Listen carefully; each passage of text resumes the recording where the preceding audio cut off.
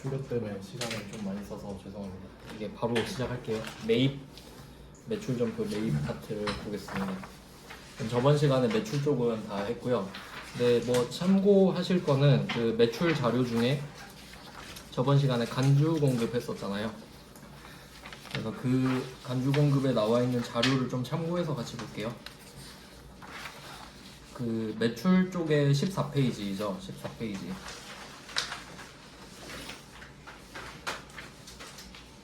14페이지에 그 간주 공급하면서 매입세액 불공제 사유도 같이 봤는데 그 틀린 게 있었는데 아마 바꿔놨을 거예요. 이제 새로 받으신 분들은 잘 돼 있을 겁니다. 그럼 그쪽을 좀 펴놓으시고요. 매출 14페이지를 펴놓으시고 참고하시고 이제 메인 매출 전표로 넘어가겠습니다.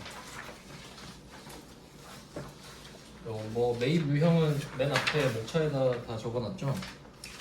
10%, 0%, 면세 이렇게 해놨는데 일단 그 10% 중에서는 불공이 제일 중요한 거 아시잖아요. 그래서 저번 시간에 일반 전표 파트를 좀 먼저 봤고요. 이제 그 메인 매출 전표에 54번 불공 유형으로 쓰는 문제들을 좀 보겠습니다. 네, 매출 그 14페이지랑 같이 놓고 보시면 되겠습니다. 그래서 뭐 유형별로 문제를 좀 정리를 해놨어요.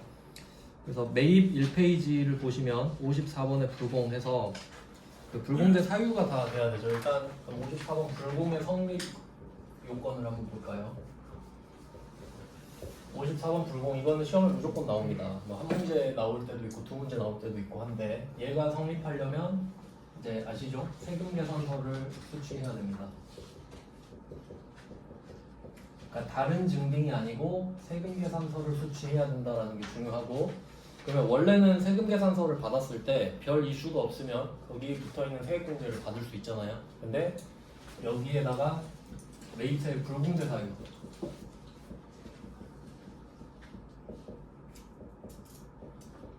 그래서 이 두 개가 합쳐지면 54번 불공이 되는 겁니다. 그래서 그 저번 시간에 일반 전표를 미리 한번 설명을 드렸었는데 비교를 좀 해볼까요? 그러니까 54번 불공은 이거는 당연히 메인 매출 전표죠.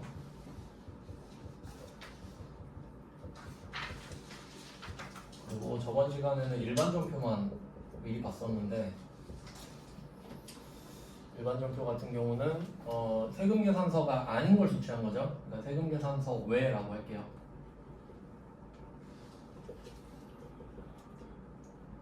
세금 계산서가 아닌 걸 수취하고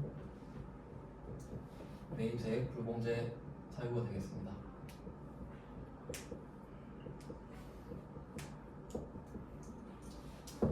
네, 이렇게 정리가 돼요. 그래서 보통 우리가 접할 수 있는 거는 여기서 세금 계산서가 아닌 거라고 하면 보통 이제 카드 전표, 신용카드 매출 전표가 주로 나오죠. 그리고 뭐 현금 영수증도 나올 수 있고 그래서 주로 신용카드 매출 전표를 받았다, 뭐 현금 영수증을 받았다라고 하면 얘네들도 그 세금 계산서 기능을 하기 때문에 여기에 붙어있는 세액공제를 받는 거잖아요. 별다른 이슈 없으면. 근데 여기서 중요한 거는 둘 다 매입세액 불공제 사유, 매입세액을 돌려받을 수 없는 사유이기 때문에 세금 계산서를 받은 건 굳이 메인 매출 전표로 가서 54 불공을 찍고 그게 아니라면 일반 전표에 가서 찍는다. 근데 붕괴는 똑같습니다. 둘이 붕괴는 똑같습니다. 그냥 소송만 다른 거죠. 네, 저번 시간에 일반 전표 정리했으니까 이제 54번 불공. 그러니까 사실 증빙의 차이만 있는 거지 이슈는 똑같습니다. 이제 그 이슈별로 보는 거죠. 어떤 것들이 있는지 한번 볼게요. 그러면 첫 번째 제가 사업 무관으로 넣어놨습니다. 당연히 그 세액공제를 받을 때는 사업과 관련 있는 거에 대해 돈을 써야 되잖아요. 그럼 사업이랑 관련 없는 게 어떤 이슈가 있는지 좀 볼게요. 네, 매입 1페이지에 01번 문제를 보면은 그나마 최근 문제로 다 채워놨거든요. 01번 보시면 대표이사 김영순의 호텔 결혼식장 대관료 업무 관련성이 있을 수도 있겠지만 혹시 헷갈릴까봐 없다고 굳이 써놨죠. 그럼 이건 대표가 자기 돈 쓸 거를 회사 돈으로 지금 쓴 겁니다. 그러면 이거 상황을 잘 생각해 보시면 지금 대관료가 2,500만 원이거든요. 그러면 부가가치세가 250만 원 붙어 있는 거죠. 그러면 회사 돈이 2,750만 원 나간 거 맞죠? 그러니까 그림으로 한번 정리해 볼까요? 지금 회사가 있고 대표가 있습니다. 회사가 있고 대표가 있습니다. 그리고 여기 결혼식장이 있는 거죠. 뭐 그림으로 치면 이런 건데, 그러면 대표가 지금 결혼식장에서 쓸 돈이 있는 거예요. 자기 사적으로. 여기서 내가 서비스를 받고 싶어.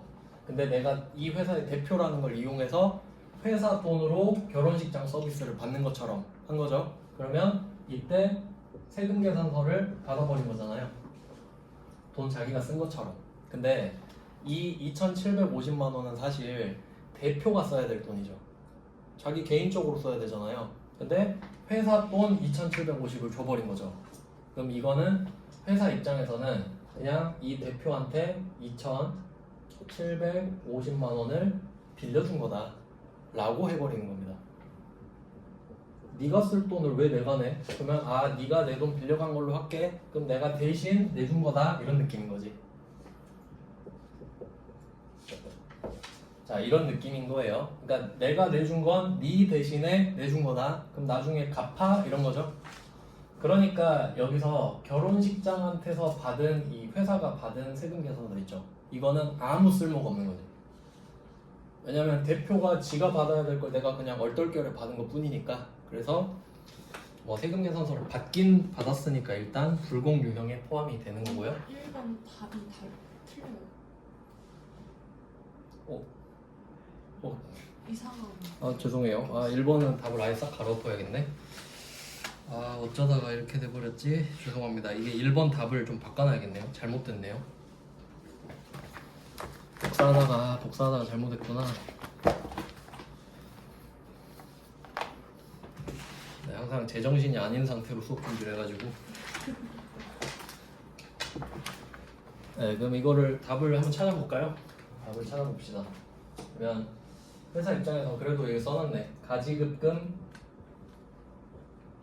2,750만 원. 그럼 이게 그 이름은 가지급금인데 사실은 대여금 성격이거든요. 대표한테 그냥 빌려준 거니까 누구한테 빌려줬는지 여기 김영순 거래처 코드까지 딱 써놨죠.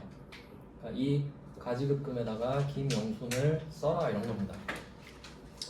그러니까 이제 불공 그 유형을 해보셔서 아시겠지만 원래는 2,500만 원이라고 쓰잖아요 위에다가. 근데 불공은 250을 어차피 못 돌려받기 때문에 합쳐서 2,750이 써져 버리죠. 네. 원재료 써질 텐데 그걸 가지급금 써놓고 김영순으로 바꿔주는 거죠. 왜냐면 우리 회사 입장에서는 세금 계산서를 결혼식장에서 지금 받았기 때문에 실제 거래처는 결혼식장이라고 적었을 거거든요 위에. 근데 밑에 분계에서는 김영순으로 바꿔야 되는 거죠. 그 대변은 보통이고. 그래서 바꾸셔야 되는 거는 다 바꿔야 되죠. 네, 죄송합니다. 그래서 거래처는 그 대박 호텔로 바꿔주셔야 돼요. 고철 상사가 아니라. 뭔 고철 상사야. 네, 유형은 54번 과세고 금액은 2,000, 공급가액은 2,500, 부가세는 250, 공급처는 대박 호텔. 네, 이렇게 바꿔주시고 분계는 아래입니다. 부가세 대급금은 없어야 되죠. 불공이니까. 뭐 이런 사례가 있습니다. 좀 특이한 경우라서 넣어봤습니다. 최근에 나왔던 건데, 네, 이런 유형이 있었고, 네, 이거 번호도 안 바꿔놨네. 이거 아니에요. 제가 수정을 안 해놨구나. 죄송합니다. 이거 다시 업데이트해서 올려야겠다. 네, 두 번째 문제 있죠? 1페이지에 두 번째 02번으로 돼 있어야 되는데 00으로 돼 있네요. 죄송합니다. 그럼 이때 두 번째 문제 7월 19일 거 문제도 한번 볼게요. 대표이사인 김연우가 이번에도 대표이사가 나왔어요. 자택에서 사용할 목적. 그러니까 옛날부터 문제는 이런 식으로 좀 많이 나왔습니다. 7월 19일처럼 많이 나왔어요. 그러니까 자기 집에서 쓸 물건을 회사 돈으로 썼다 이런 건데, 근데 방금 보신 거랑 답은 똑같죠. 패턴이 가지급금 부가세랑 합쳐서 쓰시고 대표이사 이름을 써주시면 됩니다. 그러니까 회사 입장에서는 세금 계산서를 하이마트한테 받았기 때문에 거래처를 하이마트라고 써놨지만 이 가지급금에 대한 거래처는 대표이사 이름으로 들어가야겠죠. 대변은 당조예금으로 돼 있고요. 그래서 한 이 두 가지 정도 보시면 될 것 같아요. 뒤에도 더 있나? 한 문제가 더 있군요. 2페이지로 넘어가 볼게요.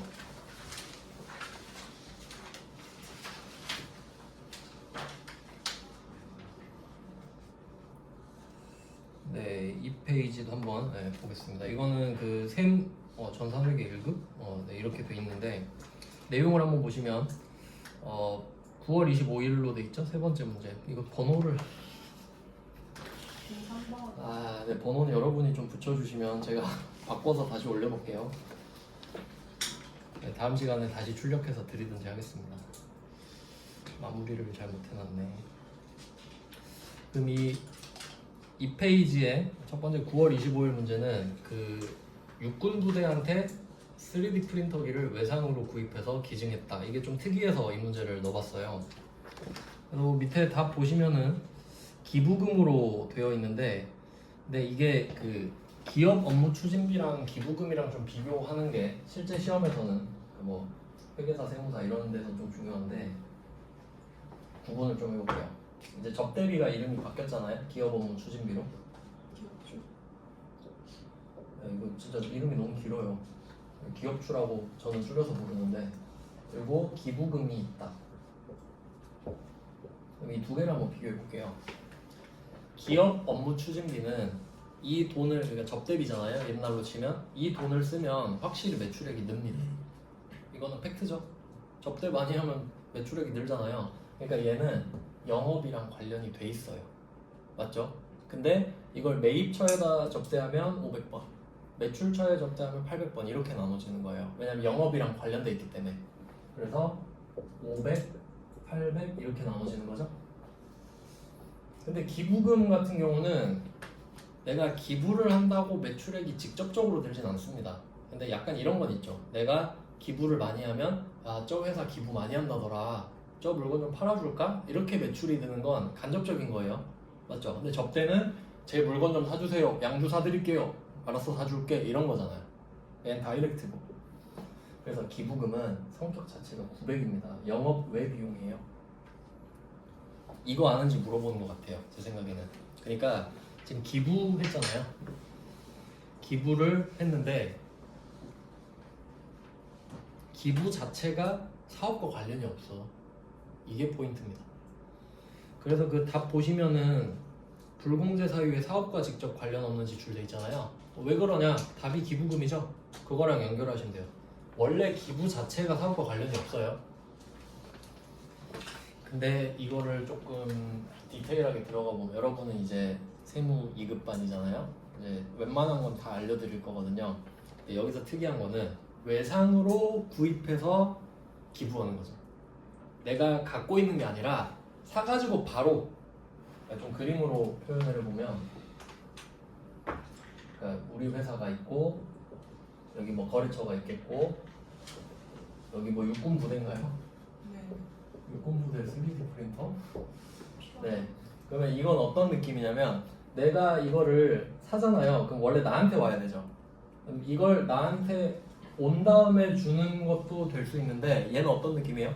바로 내가 돈 다음에 드릴 테니까 일단 저쪽에 갖다 주세요, 이런 느낌이죠. 다이렉트로 쏴버린단 말이에요.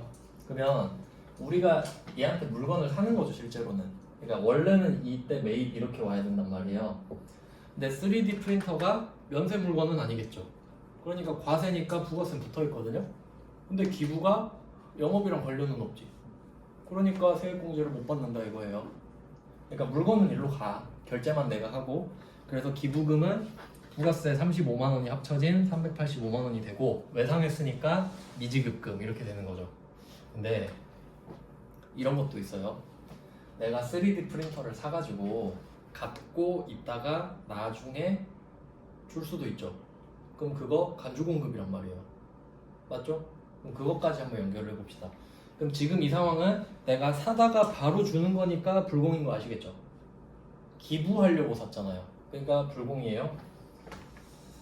근데 그럼 이렇게 한번 해볼까요? 일단 샀어. 이거부터 해볼게요. 일단 샀어. 우리 저번 시간에 간주 공급을 배웠으니까 알려드릴게요. 그러면 내가 이거를 사요. 그러니까 시간차를 두는 겁니다. 이렇게 해서 기부했다고 하자고요. 이 두 개가 다른 거야, 날짜가.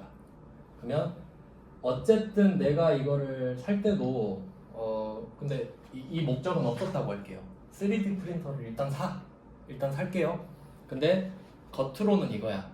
내 사업에 쓸 거야, 3D 프린터. 그럴 수 있죠? 그럼 세액공제 받겠죠? 매입 세액공제를 받는 거예요. 그럼 뭐 세금계산서 받았다고 치면 이거 51번 과세 이렇게 쓰겠죠? 네. 그냥 뭐 어떻게 쓸지 모르니까 그냥 뭐 자기가 쓰겠다는데 어떡해요? 그럼 세액공제를 일단 해준 거야. 근데 한 달 뒤에 보니까 얘를 기부하고 있는 거죠. 뭐 이런 느낌인 거야. 그러면 간주 공급이 해당되려면 세액공제를 받아야 된다. 이거 중요한 거였죠? 세액공제를 받았으니까 이거 기부하면 세액공제 받았으니까 간주 공급에 해당되는 거예요. 그럼 얘는 유형이 어떻게 되냐? 14번 건별. 부가세 토해내야죠. 그러니까 지금처럼 원래 사자마자 35만원 부가세 못 돌려받았어야 되죠. 원래 바로 기부할 목적이었으면. 근데 처음엔 애매하게 저 사업에 쓸 것 같은데 해서 35만원 세액공제를 받은 거야. 세액공제 받았죠? 그러고 나서 기부를 해버린 거야. 그러면 국세청 입장에선 괘씸해야 돼요. 야, 너 어차피 기부할 거면 이거 세액공제 받으면 안 됐었잖아. 이렇게 가야 맞지. 근데 애매하게 해서 세액공제를 받았었네? 이렇게 추적이 된 거야. 그럼 이거를 기부를 하면 근데 너 세액공제 받았었으니까 토해내라. 없는 걸로 취소해버려야겠다 해서 간주공급이 되는 거지. 그럼 부가세 35만원을 내겠죠. 그러니까 이때 세액공제 35만원을 받았었으니까 이걸 무효화하기 위해서 이때 35만원을 뜯어가 버리겠다 이거지. 그럼 결과적으로 세액공제 못 받은 거죠. 뭐 이런 조치가 될 수 있다는 거예요. 근데 얘는 이 두 개의 분계를 합쳐버렸지. 합쳐버렸으니까 사서 바로 줘버리잖아요. 그럼 매입 불공이 되는 거야. 지금 사는 거니까. 아시겠어요? 그러니까 이런 거 되게 중요해요. 그러니까 수준이 그래도 많이 높아졌어요. 이런 문제 내는 거 보면. 꽤 틀렸겠는데?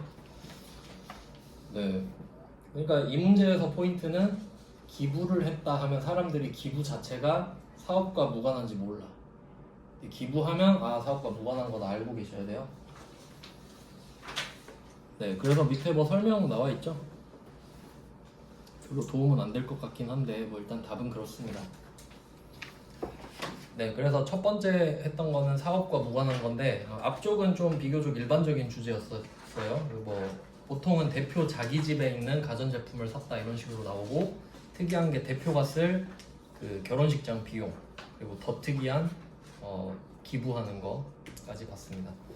그다음에 면세사업 관련 이거는 한 문제밖에 없어요. 이거 하나 보겠습니다. 세무 1급 걸로 가져왔는데 되게 쉬워요. 면세 사업에 사용하기 위하여 이거 표시하시면 되죠. 매입의 2페이지예요. 매입의 2페이지에 그 면세 사업 관련 한 문제 딱 있는데 8월 15일 이게 면세 사업에 사용하기 위하여 이 말 나오는 순간 난 세액공제를 못 받겠구나 이렇게 생각하시면 되죠. 왜냐면 그 세액공제를 받는 것 자체가 세액공제 요건 중에 사업과 관련이 있어야 되죠. 사업 관련 매입세액공제 이렇게 가잖아요. 근데 이 앞에 숨어있는 게 있죠. 과세. 과세 사업 관련된 것만 세액공제를 해주겠다 이렇게 되는 거거든요. 그러면 당연히 면세 사업은 과세 사업이 아니잖아요. 그러니까 안 해주지. 그래서 당연히 안 됩니다. 그래서 한번 답을 볼까요? 지금 비품을 샀거든요. 이제 공급 대가는 아시죠? 부가세 포함된 금액이잖아요. 그러니까 공급가액은 800, 부가세는 80 이렇게 돼 있는데 합쳐서 공급대가 880이고 뭐 계약금이 있었나 봐요. 계약금은 아예 말을 해줘 버리네. 세무 1급은 보통 그 조회에서 쓰는데 말을 해줬죠. 100만 원이라고. 그리고 두 번째 줄에 보면 설치 비용 70만 원이죠. 그러니까 얘는 회계랑 세법을 다 물어본 겁니다. 회계에서 뭘 물어본 거냐면 지금 비품 800짜리 샀잖아요. 얘는 이제 가격이 어떻게 쌓이는 거냐면 자, 비품 800 회계부터 볼게요. 비품 800이 됐습니다. 근데 만약에 여기에 붙어 있는 80만 원이 그 과세 사업에서 쓰는 거라면 80만 원 세액공제를 따로 받으니까 부가세 대급금 80 이렇게 들어갔겠죠. 근데 면세 사업이잖아요. 그러니까 80만 원 세액공제 못 받고 여기에 추가로 80 돼버리죠. 그러니까 검은색은 재무회계, 파란색은 부가가치세 이렇게 됩니다. 그리고 이 비품만 사는 게 아니라 내가 이 비품을 설치하기가 힘들어요. 그래서 이거 설치하는데 70만 원을 또 줘야 돼. 그럼 얘는 비품이라는 자산의 취득 부대 비용이죠. 취득 부대 비용은 자산에 가산한다. 그럼 여기에 플러스 70 이렇게 되죠. 그러니까 이 검은색은 회계예요. 근데 얘도 부가세가 7만 원이 붙잖아요. 그럼 이 7만 원은 당연히 또 공제 못 받지. 얘도 면세사업 관련이니까. 그래서 여기 7만 원이 또 붙어. 그래서 합쳐보니까 답이 957만 원 돼 있잖아요.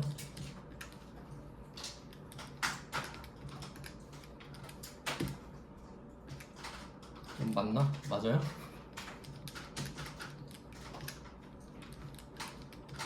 맞네. 957만 원 이렇게 나오는 겁니다. 그러니까 굳이 구분을 하신다면 이렇게 적어두시는 게 좋겠죠. 그래서 선급금은 100만 원이라고 말을 했으니까 선급금 100만 원 되고 나머지는 그냥 100만 원 빼고 보통 예금이 되겠죠. 네, 근데 분계는 조금 세무 1급이라 어려웠지만 유형을 찾는 건 되게 쉬웠다. 면세 사업에 사용하기 위하여 라고 되면 그 내용은 뭐가 됐든 세액공제는 못 받죠. 네, 이렇게 해서 면세 사업도 한번 봤고요. 이제 3페이지로 토지네. 토지 요거는 이제 덩어리가 좀 큰 거네요. 요거는 주제별로 좀 끊어야 되니까 여기서 한 10분 정도 쉬고 토지랑 자동차 한번 해볼게요.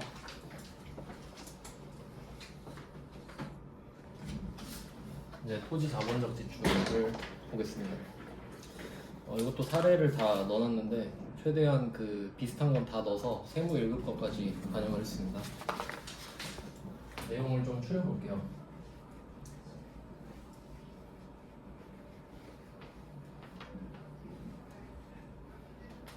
그러면 그 방금 면세사업 관련된 거 세액공제 안 된다고 말씀드렸는데 이거랑 좀 연결지어서 설명을 드리겠습니다. 예를 들어서 그 과세사업자 A가 있다고 하고 보통은 이제 일반 사업자죠. 간이과세자는 특이한 케이스입니다. 그러니까 일반적이니까 일반 과세자, 이거 일반 사업자. 그러면 이 사람은 700원짜리 물건을 사고 이제 770원을 내요. 물건 살 때. 그리고 1000원에 팔아서 이제 1100원 이런 느낌인데 그러면 일반 과세자, 일반 과세 사업자는 1000원짜리 물건을 팔아서 1100원을 받은 다음에 100원을 내잖아요. 그러니까 국세청 입장에서는 얘가 예쁘죠. 100원을 갖다 바치니까. 그러니까 이 사업을 할 때 부가세 낸 거 있으면 내가 다 돌려줄게 이런 느낌이죠. 그러니까 너는 부가세를 걷어서 낼 의무가 있으니까 이 70원을 냈으면 돌려받을 권리도 줄게 이런 느낌이죠. 의무랑 권리를 이렇게 맞춘 느낌입니다. 그러면 이 밑에 면세사업자가 있다고 할게요.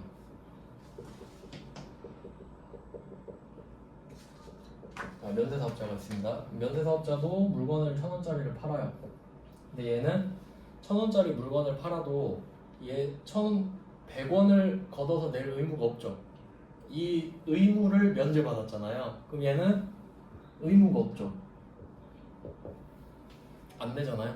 즉 얘는 세무서에 갈 일이 없어요. 부가세를 낼 일이 없으니까 안 내니까 안 가요. 그리고 얘가 700원짜리 물건을 산단 말이에요. 근데 내가 면세사업자니까 팔 때는 1000원짜리 물건을 1000원에 팔지만 700원짜리 물건을 700원에 살 수는 없죠. 상대방이 과세사업자면 내가 이걸 770원에 산단 말이죠. 그럼 이거 혹시 해서 저도 사업자인데 세액공제 돼요? 하니까 야 너는 의무가 없는데 왜 권리를 받으려고 하지? 권리도 없다 이렇게 되니까 안 해줘버리죠. 그러니까 이 면세사업자는 이 물건을 700원이 아니라 770원에 사는 게 돼버리지. 이렇게 되는 거죠. 그러니까 위쪽에 소득으로 따지면 이 A는 1000원에 팔아서 700원에 산 꼴이 돼요. 부가세는 지금 없는 거랑 똑같으니까. 그래서 얘는 소득이 뭐 수입이라고 할까요? 300원이 생긴 거지. 300원을 벌었죠? 그럼 얘는 얼마 번 거예요?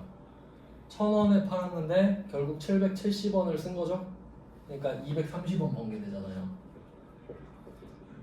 그래서 면세사업자는 어떻게 된다 했어요? 면세사업자는 필연적으로 자기 물건을 조금 더 비싸게 판다 그랬죠. 그러니까 부가세만 없는 것일 뿐이지 자기가 이걸 300원으로 맞추고 싶으면 이 물건을 1070원에 팔아버렸죠. 뭐 그런 느낌이라는 거예요. 네, 그러니까 면세사업자가 왜 세액공제를 못 받는지에 대해서 설명해 드렸어요. 면세사업, 근데 이거를 토지로 지금 넘어왔죠. 토지의 자본적 지출. 그럼 토지에다 그렇게 써두시면 돼요. 토지는 면세 물건. 면세 물건.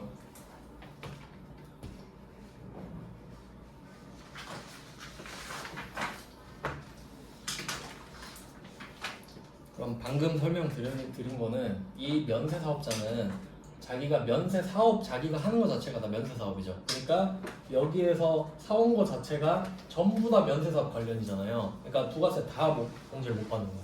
범위가 좀 넓다고 볼 수 있겠죠. 근데 이제 면세 물건으로 갈게요. 우리는 과세 사업자잖아요. 일반 과세자로 바뀌었어요. 그럼 이제 토지를 사고 팔아볼게요. 토지를 사고 팔자. 이거는 토지예요. 토지를 700원에 샀습니다. 근데 이 토지는 방금 말씀드린 대로 면세 물건이에요.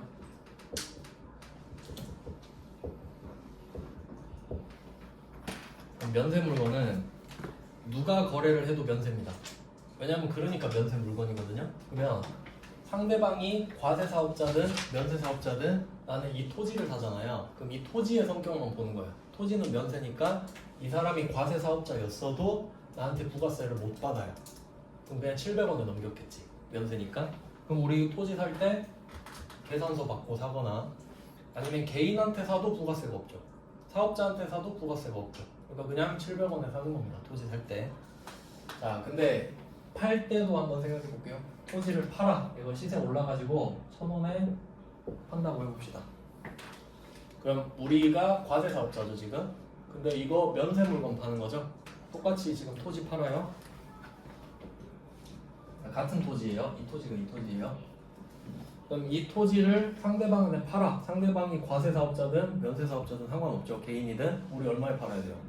이거 1000원에 팔죠. 면세니까. 그러니까 깔끔하죠.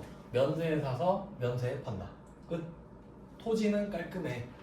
근데 문제는 토지의 자본적 지출이죠. 그래서 이게 세법 용어거든요. 자본적 지출이. 그럼 이거 회계로 바꿔서 생각하면 여기서 자본적 지출이라는 의미는 회계상 토지라는 계정 과목을 증가시키는 모든 거래를 말을 하는 거예요. 회계상 토지라는 계정 과목을 플러스 시키는 모든 거래. 그러니까 사실은 취득원가 쪽도 포함이 된다고 보셔야 돼요.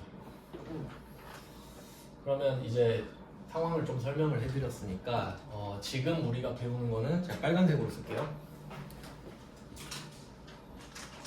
이겁니다. 그러니까 토지는 이미 샀죠.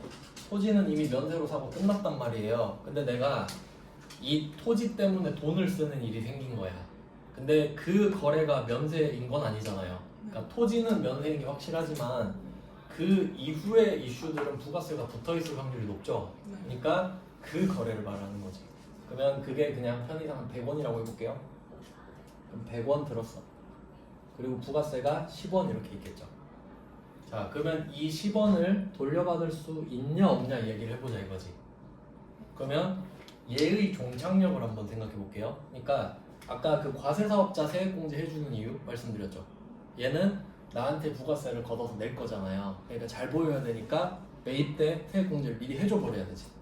어차피 뭐 같은 기간에 보통 걸리겠지만, 그러면 얘는 내가 토지를 사서 토지를 팔잖아요. 그럼 내가 이 땅이 1,000원이 되든 2,000원이 되든 부가세를 내요? 안 내지. 그러니까 국세청은 나한테 기대가 없어. 토지는 백날 천날 팔아봤자 부가세 안 갖다 줄 거잖아요. 그러니까 관심이 없단 말이에요. 근데 내가 이 땅의 가치를 높이는데 막 돈을 쓴 거야. 100원. 부가세도 10원 썼어요. 그럼 가서 물어봐. 저 이거 그 사업이랑 관련된 건데 세액공제 해주실 거죠? 뭐야, 땅에다 돈 썼네? 너 땅 팔아서 부가세 나한테 안 줄 거잖아. 그럼 세액공제 안 해줄게. 이렇게 되는 거지. 이유 아시겠어요? 얘 때문에 안 해준다고. 미래가 없어. 너 어차피 나한테 부가세 안 줄 거지? 그럼 나도 안 해줘. 잘 볼 필요 없으니까. 이해되셨죠? 그러니까 이렇게 이야기를 만들어야 되는 거예요. 그러니까 사실 면세사업 관련이랑 비슷한 거지. 토지 자본력 지출이. 그러니까 면세사업은 사업이니까 큰 거고, 근데 그 중에 우리는 면세 물건인 토지만 하나 다루는 거죠. 왜냐면 우리는 면세사업자가 아니잖아요. 땅은 살 수 있잖아. 그런 얘기를 하는 겁니다. 그러면 여기 관련된 사건을 제가 쭉 적어볼까요? 문제를 다 넣어놨는데 번호로 부를 수가 없네. 번호 바꿀 거니까 그냥 3페이지 첫 번째 문제 이런 식으로 할게요. 번호 바꿔서 다시 올려놓을게요. 여기 계신 분들은 내일 다시 드릴게요. 번호 고쳐가지고 오류 수정해서 내일 다시 드리겠습니다. 그러면 첫 번째 문제는 그 부동산 중개 수수료 있죠? 자, 적어볼게요. 사건 순서대로. 부동산 중개 수수료. 그러면 한번 이 빨간 색깔에 들어가는지 생각을 해볼게요. 그러니까 여러분이 땅을 살 수 있는데 제일 좋은 건 직거래죠.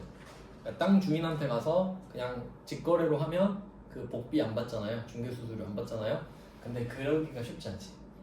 내가 원하는 땅 있으면 보통 공인중개사한테 가서 여기 좋은 땅 있으면 좀 연락 좀 해주세요. 이렇게 하죠. 그러면 돈이 두 개가 같이 들어가죠. 이 700원은 땅 주인한테 줘야 되고 이 110원은 공인중개사한테 줘야 되죠. 그럼 결과적으로 이게 취득 부대 비용이니까 100원이 토지값으로 붙잖아요. 그럼 이 매입세액은 거기에 붙는 거니까 안 해준다 이거죠. 그럼 이것도 생각해 보셔야 됩니다. 만약에 이게 토지가 아니라 건물이야. 건물이야. 내가 4억으로 쓰려고 건물을 700원에 샀다고 해볼게요. 그러면 700원, 70원 이렇게 되겠죠. 건물은 과세니까. 그럼 이거 사업에 쓸 거니까 70원은 세액공제를 해줘. 왜냐면 이거 시세 올라서 팔면 1,000원에 팔면 얘가 나한테 100원 갖다 주겠지. 이 희망을 품을 수 있죠. 희망이 있죠. 그러니까 잘 보여야 돼. 그럼 얘가 저 건물 사느라 복비 100원 썼는데 이거 부가세 10원 빼주실 거죠? 하니까 그럼요 빼드리죠. 이렇게 된다고. 맞죠? 잘 보여야 될 이유가 있죠? 근데 땅 샀어요 하니까 표정 싹 변하죠. 안 해줘. 이유? 희망이 없으니까. 이렇게 되는 겁니다. 그러니까 그 건물인지 토지인지 잘 보셔야 돼요. 그러니까 토지를 취득하고 중개수수료니까 안 되는 거야. 건물을 취득하고 중개수수료는 세액공제가 되는 거예요. 그럼 51번으로 확 바뀌어버린다 이거지. 이해되시죠? 그러니까 토지인 거를 꼭 대전제로 깔아야 됩니다. 무조건 부동산 중개수수료는 안 돼 이러면 안 돼요. 그럼 두 번째. 그럼 공인중개사 도움 받아서 땅을 샀어요. 근데 이제 등기를 쳐야지. 등기. 왜냐면 지금 땅 주인 명의가 저 사람으로 돼 있으니까 샀으면 내 이름으로 바꿔야 되죠? 등기 쳐야 되는데 내가 법원 갔는데 등기를 칠 줄 모르는 거예요. 그러면 법무사한테 전화해. 선생님 저 등기 좀 쳐주세요. 하면 법무사 수수료 나가죠.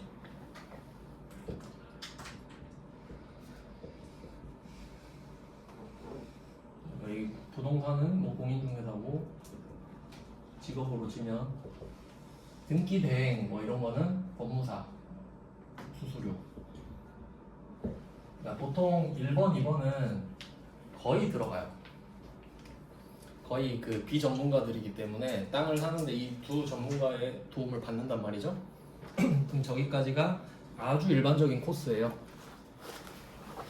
그리고 이제 좀 특이한 경우도 나올 수 있겠죠. 이제 특이한 경우는 이제 설명 다 했으니까 지울게요. 밑에 부분만 지우면 되겠다. 자, 이번에는 좀 특이한 경우로서 이것도 좀 상황이 여러 개인데 일단 나온 김에 좀 자세히 설명을 드리고 이 부분으로 다시 넘어갈게요. 이때 건물이랑 토지를 같이 산다고 한번 해볼게요. 그러니까 지금 1번, 2번으로 끝내려면 이렇게 이야기가 끝내버리려면 우리가 건물이 없는 토지만 사야 돼요. 딱 깔끔한 토지만 사는 거야. 건물 없는 거. 근데 지금은 건물이 있는 토지를 사는 겁니다. 그럼 이게 또 경우가 여러 가지가 있거든요. 그러니까 어떻게 나눌 수 있냐면 자, 두 가지로 상황을 나눠봅시다. 내가 토지랑 건물을 같이 샀어요. 첫 번째, 나는 건물을 쓸 겁니다. 건물을 사용할 거예요. 근데 보통 이게 일반적이에요. 왜냐면 내가 저 위치가 마음에 들어서 이 건물을 사는 것보다는 저 건물을 사려고 토지까지 같이 사는 경우가 많기 때문이에요. 그 다음에 두 번째가 건물을 사용을 안 하는 경우. 이게 좀 특이한 경우인데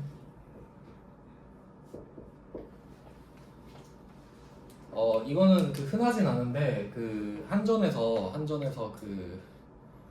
현대자동차가 한전 땅 산 거 있죠. 본사 샀잖아요. 그걸 다 부셔버렸지. 본사 사옥 지으려고.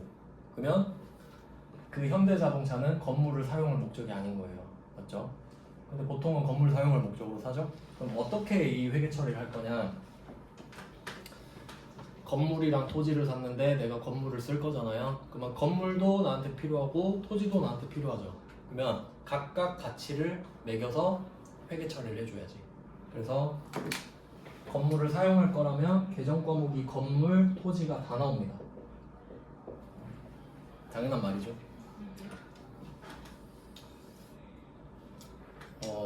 지금 이거 관련된 붕괴는 없는데 그냥 이 정도로 좀 하고 넘어가고요.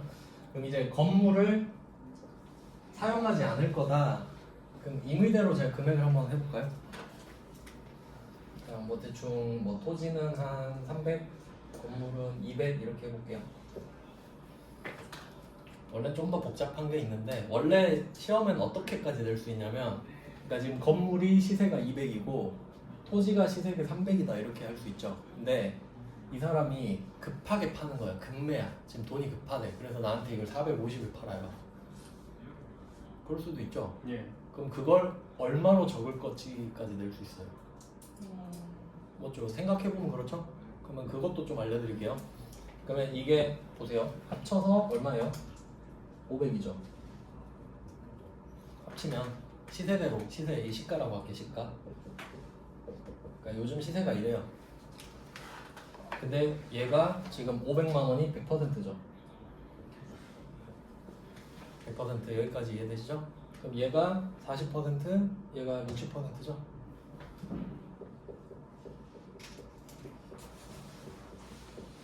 근데 이 주인이 나한테 450에 판 거야. 나는 기분은 좋잖아요. 그러면 이걸 200, 300 적으면 안 돼. 회계는 내가 쓴 돈이 가장 확실한 데이터이기 때문에. 그러면 내가 준 돈은 450이야. 그럼 450에 40%로 450에 40%.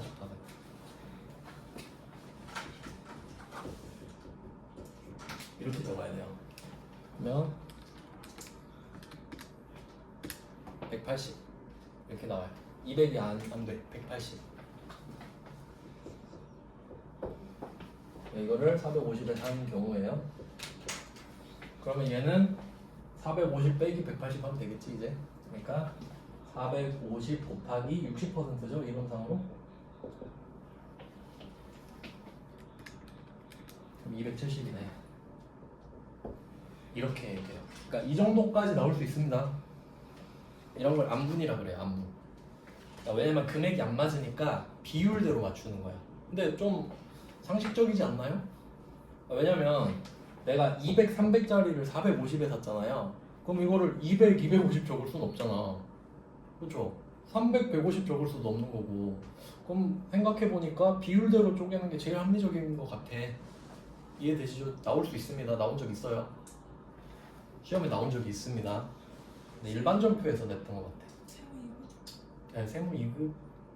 근데 세무 2급이랑 회계 1급은 경계가 없다고 보시는 게 맞아요. 요새는 회계 1급이 많이 어려워졌더라고요. 요새 붕괴는. 그러니까 붕괴는 여러분 난도를 좀 생각하지 마세요. 세무 1급 거가 막 회계 1급에도 나오고 그래요. 회계 1급 거가 세무 1급도 나오고. 그 외의 주제는 좀 급이 나눠져 있는데 이 부분은 그냥 참고 가능하시죠? 지금 상황은 아닙니다. 우린 지금 이거지. 우린 지금 이거예요. 나 건물 사용 안 해. 그럼 답도 쉬워집니다. 왜냐면 내가 200, 300을 450에 지금 샀잖아요. 근데 얘 둘 가격을 나눌 필요가 없잖아 이제. 그냥 인베 그냥 근데 내가 450 좀 얼마 써요? 450. 450이지 그냥. 토지 450이지. 토지 450 끝. 아주 간단하죠? 그러니까 우리가 보기에는 이건 거지. 아 내가 이 건물 200짜리만 없었으면 300에 사는 건데 이 건물 때문에 땅만 비싸게 샀네 이런 느낌이죠. 그러니까 건물 자체가 취득 부대 비용이 돼버리는 거지. 건물 주인이 건물 토지를 같이 팔잖아요. 그러니까 건물 안 사면 토지도 안 팔아버리겠대. 그러니까 취득 부대 비용이 돼서 그렇게 됩니다. 근데 지금은 우리가 재무회계 쪽만 말씀드려서 이런데 실제로 제가 공부하는 파트는 부가세 때문에 이걸 또 쪼개야 돼요. 그 부가세는 또 따로 매기니까. 철거 비용이 건설 주인 자산으로 처리돼요, 아니면 토지로 처리돼요? 철거? 철거 비용이요. 그것도 이거 다음 거? 아. 이거 다음 거 합시다 그러면. 이거 다음 게 미리 제시해 주시는 다음 아, 자료를. 맞아요. 이거 사야 철거하지 이제 철거할 거예요 이거. 그러니까 일단은 방금 말씀드린 거에서 우리는 지금 이게 재무회계만 따진 거죠. 네. 왜냐면 부가세도 따로 붙잖아요. 제가 푸는 문제는 난리 납니다. 그러니까 이게 시가 따로 있고 실제로 그 세금 계산서 적은 금액이 또 따로 있고 그러면 비교해서 30% 이상 차이 나면 뭘로 하고 막 그런 게 있어요. 저는. 토지는 면세라 그래가지고 부가세 안 내잖아요. 그러니까 건물이랑 토지랑 둘 다 과세 면세잖아요. 네. 그러니까 지금 450으로 뭉개기 전에 그 금액을 각각 구해놓고 부가세 구하고 합쳐서 450이라 이거지. 아, 그러니까 부가가치 세법상으로는 둘을 나눠야 돼요. 부가세를 구해야 되니까. 근데 우린 지금 재무회계만 하잖아. 일단 네. 하는 것처럼 하잖아요. 그러니까 모르는 척 하자고 지금. 알겠죠? 정신 건강을 위해서 그냥 그런갑다. 그러니까 지금 제가 말씀드린 건 재무회계만 말씀드린 거예요. 알겠죠? 부가세 넘어가면 갑자기 다 나가버린다니까. 지금 살짝 들어도 좀 짜증나죠. 그러니까 이렇게 하는데 이걸 하자 이거지. 그러면 세 번째가 특이한 경우 이거예요. 이 건물 가격. 건물 사용을 안 할 때 건물 가격. 이게 토지 가격을 늘려버렸잖아요. 왜냐면 이거 없었어 봐요. 그럼 나 토지 300에 살 수 있었죠. 건물 때문에 비싸게 산 거 아니야? 그러니까 건물 가격도. 건물 사용 안 할 때 건물 사용 나는 안 하는데 건물 가격. 그러니까 지금 부가세 이야기 안 하고 하는 겁니다. 문제를 낼 수가 없어요. 이 시험에서는. 자 그러면 건물을 사용을 할 거면 얘를 이제 두 개를 나눠야 되는 이유가 부가세 빼고 말하면 감가상각 때문에 해야 되는 거예요. 왜냐면 토지는 감가상각 안 하지만 건물은 하죠. 그럼 처음에 취득원가가 정해져야 감가상각을 하니까 나눠줘야 되는 거야. 근데 어차피 건물 사용 안 할 거면 건물 부술 거잖아요. 그러니까 재무회계상으로는 건물 가격이 필요가 없지. 부가세법상으로 필요해도. 그래서 얘가 그냥 이렇게 넘어왔다. 그럼 이제 당연히 철거 이슈가 나오겠죠. 그럼 이 건물을 철거해 봅시다. 이 건물을 철거하자.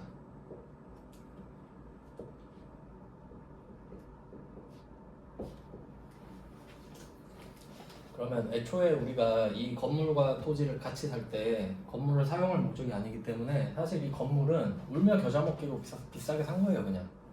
왜냐면 난 이 땅이 너무 위치가 좋은 거야. 그러면 이 건물 값도 토지 값에 들어가고 이거 철거하는 비용도 그러니까 사실 내가 원하는 건요 평평한 토지입니다. 평평한 토지. 나는 지금 평평한 토지를 얻는 중인 거예요. 그럼 건물이랑 토지를 같이 샀을 때는 평평한 토지가 아니지. 하지만 건물이 붙어 있으니까 토지값으로 다 쳐버렸죠. 근데 내가 이거 철거를 하면 평평한 토지가 만들어지는 중이죠. 그러니까 철거 비용도 토지값에 넣어야지. 난 지금 평평한 토지를 만들고 있으니까 계속. 그래서 3번이 나오면 4번은 반드시 나오지. 3번 나오면 4번이 안 나올 수가 없겠죠? 당연히 세트입니다. 네, 그게 이제 그 순서대로 제가 넣은 겁니다. 문제랑 좀 매칭을 해볼까요? 3페이지에 보시면 첫 번째 문제가 그 공인중개사 수수료예요. 네, 3페이지의 첫 번째 문제가 공인중개사 수수료라고 돼 있죠? 부동산 컨설팅이라고 돼 있는데, 그 다음에 두 번째 문제 있죠? 4월 3일. 얘는 법무사 사무소 써 있으니까 네, 법무사 수수료 이렇게 정리가 되고, 그 다음에 세 번째 문제 있죠? 10월 10일. 얘는 건물이 있는 토지를 취득을 했다라고 하는데, 얘는 좀 특이한 게 뭐냐면 그 단서가 붙어 있죠. 세 번째 문제는 세 번째 줄 보시면 전자 세금 계산서 수취분에 대해서만 메인 매출점표 입력하고 분개해라 이렇게 돼 있죠. 왜 이런 말을 할까 생각해 볼까요? 분명히 건물과 토지를 같이 샀죠. 근데 아까 건물은 과세라고 그랬고 토지는 면세라고 그랬죠. 그러니까 건물은 세금 계산서 받을 거고요, 토지는 계산서 받을 거란 말이에요. 상대가 그 사업자면. 근데 한 문제에 두 문제를 낼 수는 없잖아. 그러니까 세금 계산서 파트인 건물만 해라 이 말인 거지. 근데 전산세무 1급은 그냥 문제 딱 던져놔요. 그럼 분개 2개 찍어야 답이야. 건물은 과세. 그럼 부가세도 있겠죠? 토지는 어때요? 건물인데 부가세가 없어야겠죠? 이게 또 문제가 뭐냐면 건물이랑 토지랑, 그러니까 건물은 과세고 토지는 면세잖아요. 근데 그건 부가가치세법상이죠. 그럼 이때 이걸로 한번 해볼까요? 이 정도까지는 해도 될 것 같아요. 그러면 이게 그냥 시가대로만 해볼게요. 너무 복잡해지니까 이렇게만 그냥 한다고 하면, 자 그럼 건물은 부가세가 20이 붙죠. 네. 토지는 부가세가 없죠. 네. 그럼 검은색은 재무회계고 파란색은 부가가치세법이에요. 그럼 재무회계로 가볼게요. 계정 과목. 그러면 토지는 당연히 300 토지 맞죠? 이건 당연히 맞죠. 그러니까 이건 안 내는 거야. 아무도 안 틀리니까. 토지를 계산서 받고 샀는데 토지라고 안 쓸 사람이 어디 있습니까? 그럼 이거는 다 맞히니까 안 내. 자 그리고 이걸 풀어봐라 이런 거죠. 그럼 얘는 실물은 건물이죠. 실제로 산 건 건물이죠. 근데 상황이 건물을 사용하지 않을 건데 건물을 사는 상황이죠. 그럼 얘는 건물을 산 거지만 계정 과목은 토지지. 토지. 네. 건물 샀는데 답이 토지잖아요. 그러니까 틀릴 거니까 이걸 낸 거라고. 맞죠? 그리고 토지의 자본적 지출에 해당하죠. 얘가 이 건물 때문에 땅값이 높아져 버렸으니까 그럼 이 부가세 돌려받아요? 못 돌려받아? 못 돌려받죠? 합쳐지는 거야. 그래서 그 세 번째 문제 답 보시면 토지 110 끝 이렇게 돼버리죠. 건물 가격이 100, 부가세가 10 이렇게거든요. 근데 계정 과목은 토지야. 근데 부가세 못 돌려받아. 엄청 틀리겠죠? 근데 문제를 이렇게 바꾸면 또 답이 바뀌어요. 그러니까 지금 세 번째 문제가 만약에 내가 건물을 쓸 거야 이러고 건물 샀다 이러면 건물 100, 부가세 10 이렇게 돼버리겠지. 네. 맞죠? 그러니까 상황이 바뀔 때 답이 어떻게 바뀌는지 생각할 수 있어야 돼요. 이 문제만 풀고 끝내는 게 아니라. 안 그러면은 문제를 다 풀어야 돼요. 세상에 있는 문제를 다 풀어야 돼. 그러니까 조금씩 바꿔보면 답이 그렇게 바뀔 수 있겠구나 생각하셔야 됩니다. 네, 그래서 08, 이거 세 번째 문제는 회계 1급 건데 오답률이 좀 높았을 거라고 생각하는 문제입니다. 그 다음에 네 번째 문제가 철거잖아요. 철거. 네 번째 문제가 12월 10일 건축물이 있는 토지를 취득하여 그 건축물을 철거. 그러니까 3번 얘기하면서 4번 이렇게 얘기하고 있는 거죠. 자 그리고 또 이제 생각을 해볼게요. 그럼 여러분이 건물이 붙어있는 토지를 샀어. 철거까지 했어. 그러면 건물 다 부셨다고 바로 위에 건물 지어요? 울퉁불퉁하잖아 지금. 그럼 잔을 치우고 이거 나라식 까야죠. 평탄화. 그러면 그게 또 나올 거 아니에요. 다음 페이지로 넘겨보시면 4페이지에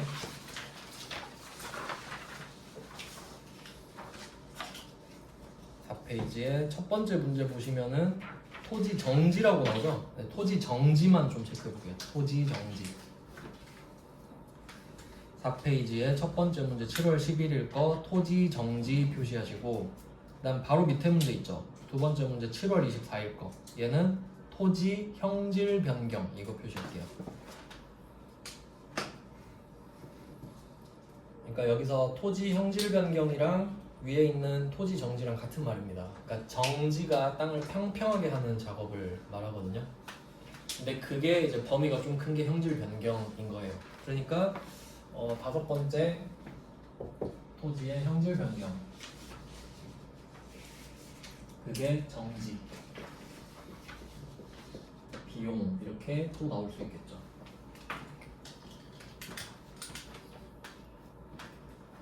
그러니까 사실은 그 자본적 지출이라고 하지만 이 1, 2, 3, 4, 5 이슈를 보잖아요. 사실 이거 다 취득 원가예요.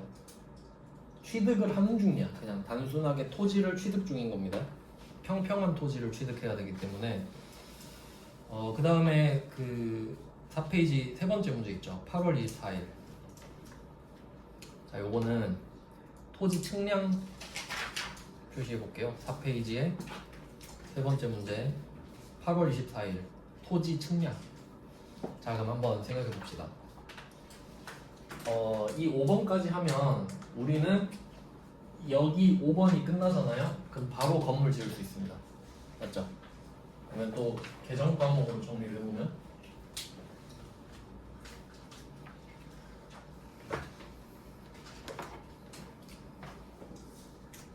그러니까 취득 부대 비용이에요. 엄밀히 말하면 이걸 하고 나서 여기서 토지라는 평평한 토지라는 자산을 얻었으니까 5번까지 끝나고 나서. 자, 근데 이 4페이지의 세 번째 토지 측량이잖아요. 그러면 이미 건물은 지을 수 있는 상황이거든요. 근데 이제 또 건물 지으려면 수평 맞추고 막 해야 되죠. 그럼 그 측량을 하는 거예요. 그러니까 이것도 살짝 애매하긴 하지만 이게 취득은 끝났다고 보고 여기에 토지 측량이 또 들어가는 거죠.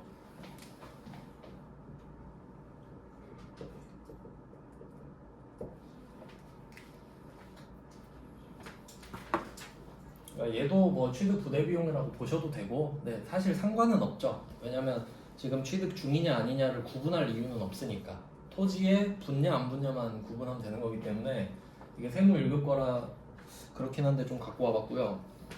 그럼 여기서 조금 더 업그레이드를 시켜보면은 이거 4페이지에 두 번째 문제 있죠. 이것도 그 7월 24일 게 세무 1급 거거든요. 근데 밑에 답 보시면 어때요? 답이 두 개죠. 세무 1급이야. 그러면 밑에 답을 한번 보시면은 건물이라고 써 있죠. 그럼 문제를 이제 올라가 볼까요?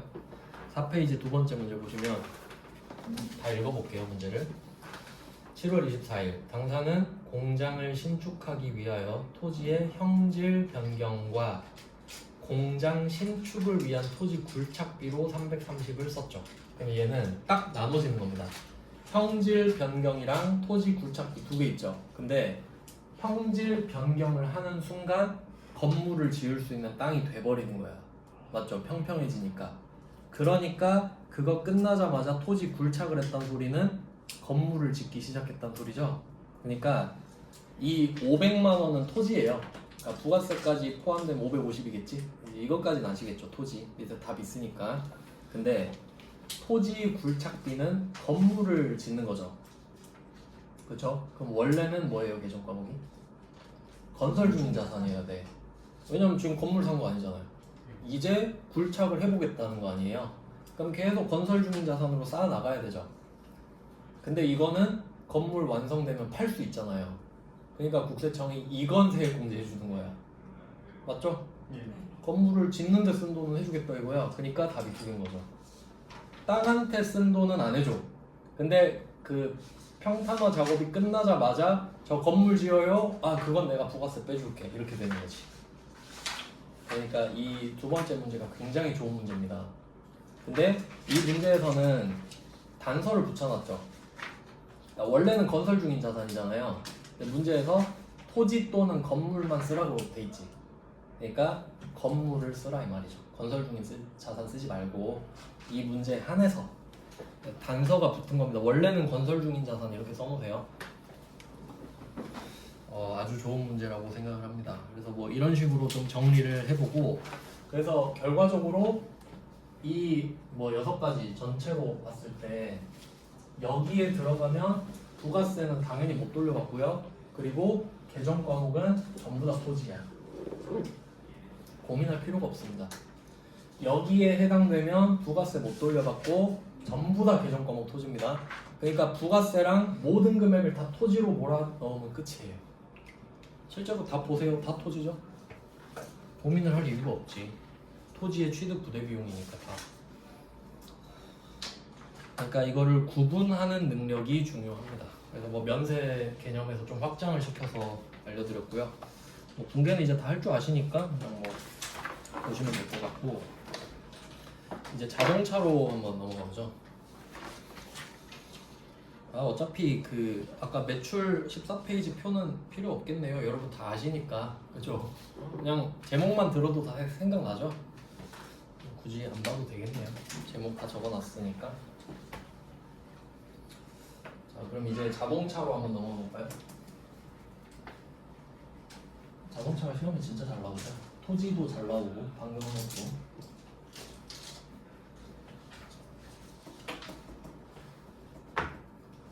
이제 자동차 쪽을 봅니다. 이름이 좀 긴데 비영업용 소형 승용자동차.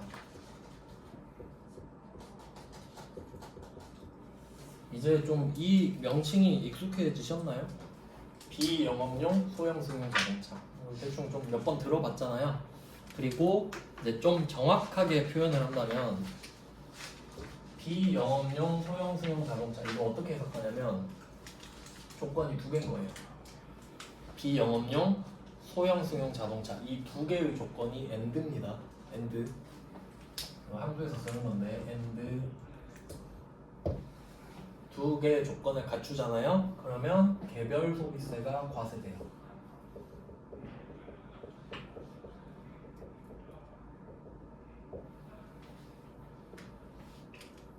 그리고 해석을 한번 해볼게요. 이게 시험에는 정말 잘 나오고 그 답은 어렵게 안 나오다 보니까 그 좀 그런 경향이 있어요. 내가 이걸 지금 잘한다고 생각하는 경향이 있는데 좀 제대로 짚고 넘어가야 됩니다. 이거 사실 그 스무고개 하면은 다 잘 모르는 경우가 많아요. 제대로 한번 해볼게요. 2개를 동시에 중복해야 돼. 그러니까 비영업용 이거 하나랑 소형 승용 자동차 2개를 따로 보셔야 돼요. 이렇게 2개 따로 해요. 따로. 그러면 비영업용을 알려면 영업용부터 알아야 돼. 영업용 자동차부터 한번 볼게요.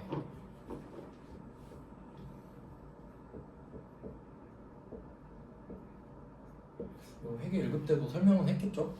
했겠죠? 했어요. 이거 회계 1급 때 뭐라고 했었냐면 영업용 자동차가 되려면 이 자동차가 없으면 돈을 못 벌어야 돼요. 그 자동차를 영업용 자동차라 그래요. 그럼 예시, 택시, 버스 그 2개만 정확히 알면 돼요. 택시 기사가 택시 없으면 돈 벌 수 있어요? 못 벌지. 이 2개만 일단 정확히 알고 계세요? 그럼 반대로 생각해봐요. 제가 올 때 차 타고 왔거든요. 저 차 없으면 돈 못 벌어요? 버스 타고 가도 되죠? 네. 그럼 제가 타고 다니는 자동차는 비영업용인 거야. 영업용이 아니니까. 네. 이해되시죠? 이렇게 찾아내셔야 된다고. 그러니까 너 그 차 없으면 돈 못 벌어? 이렇게 물어봐야 된다고. 그럼 우리가 제조업이죠. 세무 2급도 제조업이죠. 네. 자, 우리 제조업 회사예요. 제조업 법인. 근데 우리 제조업 법인에 영업부 있겠지. 영업부. 네. 영업부 뭐 영업 3부 있다고 합시다. 근데 여기서 승용 자동차를 샀다고 할게요. 소형 승용 자동차를 샀어. 그러면 이 차는 영업 3부에서만 타요. 자, 그럼 이제 맞춰보세요. 이 차는 영업용 차예요? 비영업용 차예요? 비영 비영업용. 비영업용 차죠. 이유? 그거 없어도 벌 수 있으니까. 돈을 벌 수 있어. 정답. 그렇게 하셔야지. 그럼 아니 이거 영업부에서 쓰는데요? 그런 거 속으면 진짜 개하수죠? 영업부에서 쓴다고 영업용 자동차라고 해버리면 그럼 바로 나가리죠? 그러니까 우리는 어디에서 걸러져요? 제조업. 이미 여기서 끝났죠. 너 업종이 뭐야? 제조업이요. 그럼 네가 쓰는 차는 다 비영업용이네 하고 끝. 고민을 할 이유가 없죠. 그러니까 우리는 이미 이건 끝났어. 우린 비영업용이야. 그럼 사장이 업무용으로 타고 다니는 거 제조업이잖아요. 끝났다 그랬죠? 우린 이거 당첨 고민할 필요 없습니다. 이제 영업용 비영업용이냐 이제 고민하시면 안 돼요. 자, 그럼 이거는 패스. 이제 넘어갔어. 이거 무조건 우리는 성립하죠? 그럼 이제 이거냐 아니냐만 따지면 되겠네요. 그러면 그 부가가치 세법상 소형 승용 자동차거든요. 그러니까 우리가 일반적으로 말하는 소형 승용 자동차가 아니라 부가가치 세법에 열거돼 있어요. 내가 생각하는 소형 승용 자동차는 이거거든 이렇게 써 있어. 그거 배우는 겁니다. 우린 법 배우니까. 그러면 여기에 해당하는 거를 이제 역으로 찾아보면 아닌 거부터 한번 찾아볼까요? 아닌 거? 버스. 뭐 한번 적어볼게요. 체계적으로. 자, 일단은 그 여기서 승용이 좀 키워드라고 할 수 있겠죠. 그러니까 사람이 타냐 짐이 타냐 이렇게 했을 때 사람이 타면 승용차, 짐이 타면 화물차 이렇게 가니까 일단 승용차가 아닌 거는 화물차가 일단 나와야겠네. 사람이 안 타는 거. 그러면 첫 번째 화물차. 화물차라고 하면 1톤 트럭부터 시작을 해서 시험에 나왔던 건 지게차도 나온 적 있고요. 뭐 레미콘 뭐 이런 거 그냥 사람 타는 용도 아니잖아요. 그러니까 그 차들은 짐을 싣고 날라야 되는데 운전수가 필요하니까 사람이 어쩔 수 없이 타는 거죠. 그런 차를 화물차라고 하는 거예요.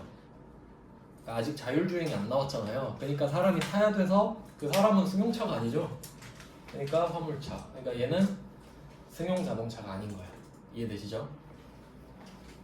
그러면 이제 승용으로 가는데 많이 타는 거야. 사람이 타긴 타는데 막 9명 이상 타버린다? 그럼 승합차 이렇게 빠지죠.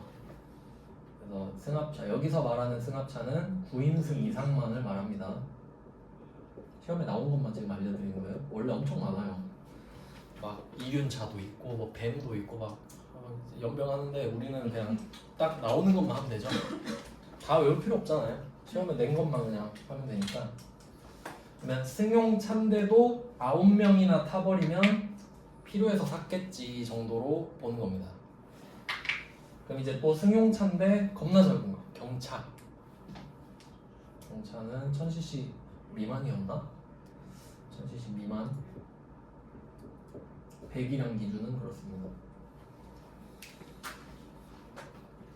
이 세 개는 승용 자동차로 안 보겠다 이거지. 그러면 취지를 한번 생각해 볼까요? 왜 국세청이 그렇게 자동차를 극혐하냐면 뭐 맨날 롤스로이스 뽑고 막 포르쉐 뽑고 이러니까 야 아니 네가 그걸 왜 타? 이런 느낌이죠.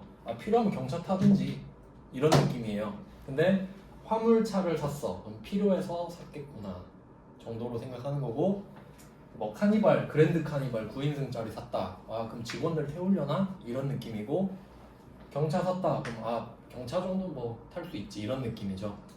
그러니까 차 필요하면 경차 사라 이 말이에요. 그러면 얘는 소형 승용 자동차가 아니잖아요. 근데 우리는 비영업용이죠. 그러면 이거랑 만약에 합쳐진다 할게요. 우리가 지금 제조업인데 화물차를 산 거야. 지금 원재료 옮기려고. 그러면 비영업용은 맞는데 소형 승용 자동차가 아니죠. 그럼 둘이 AND 조건이 성립하지 않죠. 그럼 이건 개별 소비세 과세 대상이 아닌 거야. 그리고 플러스 세액 공제를 받지. 매입세액 공제를 받지. 그러니까 이게 체계화돼야 돼요. 그러니까 이 소형 승용차가 아닌 애들은 매입세액 공제를 받는다 이렇게 보셔야 되겠죠? 그러니까 두 가지를 같이 하세요. 그냥 개별 소비세 과세 안 돼.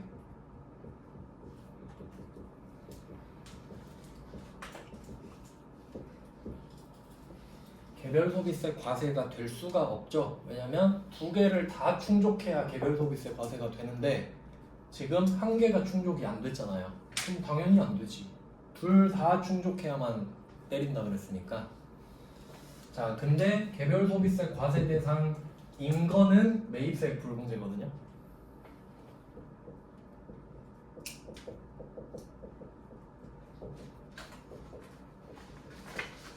그러면 개별 소비세가 과세가 되는 것만 세액공제를 안 해주는 거니까 반대로 개별 소비세가 과세가 안 되는 건 세액공제를 해준다라고 해석해야 맞지.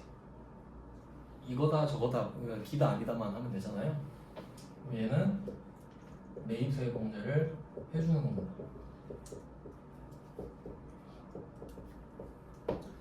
이렇게 가는 겁니다. 두 개를 세트로 묶어서 기억하셔야 됩니다.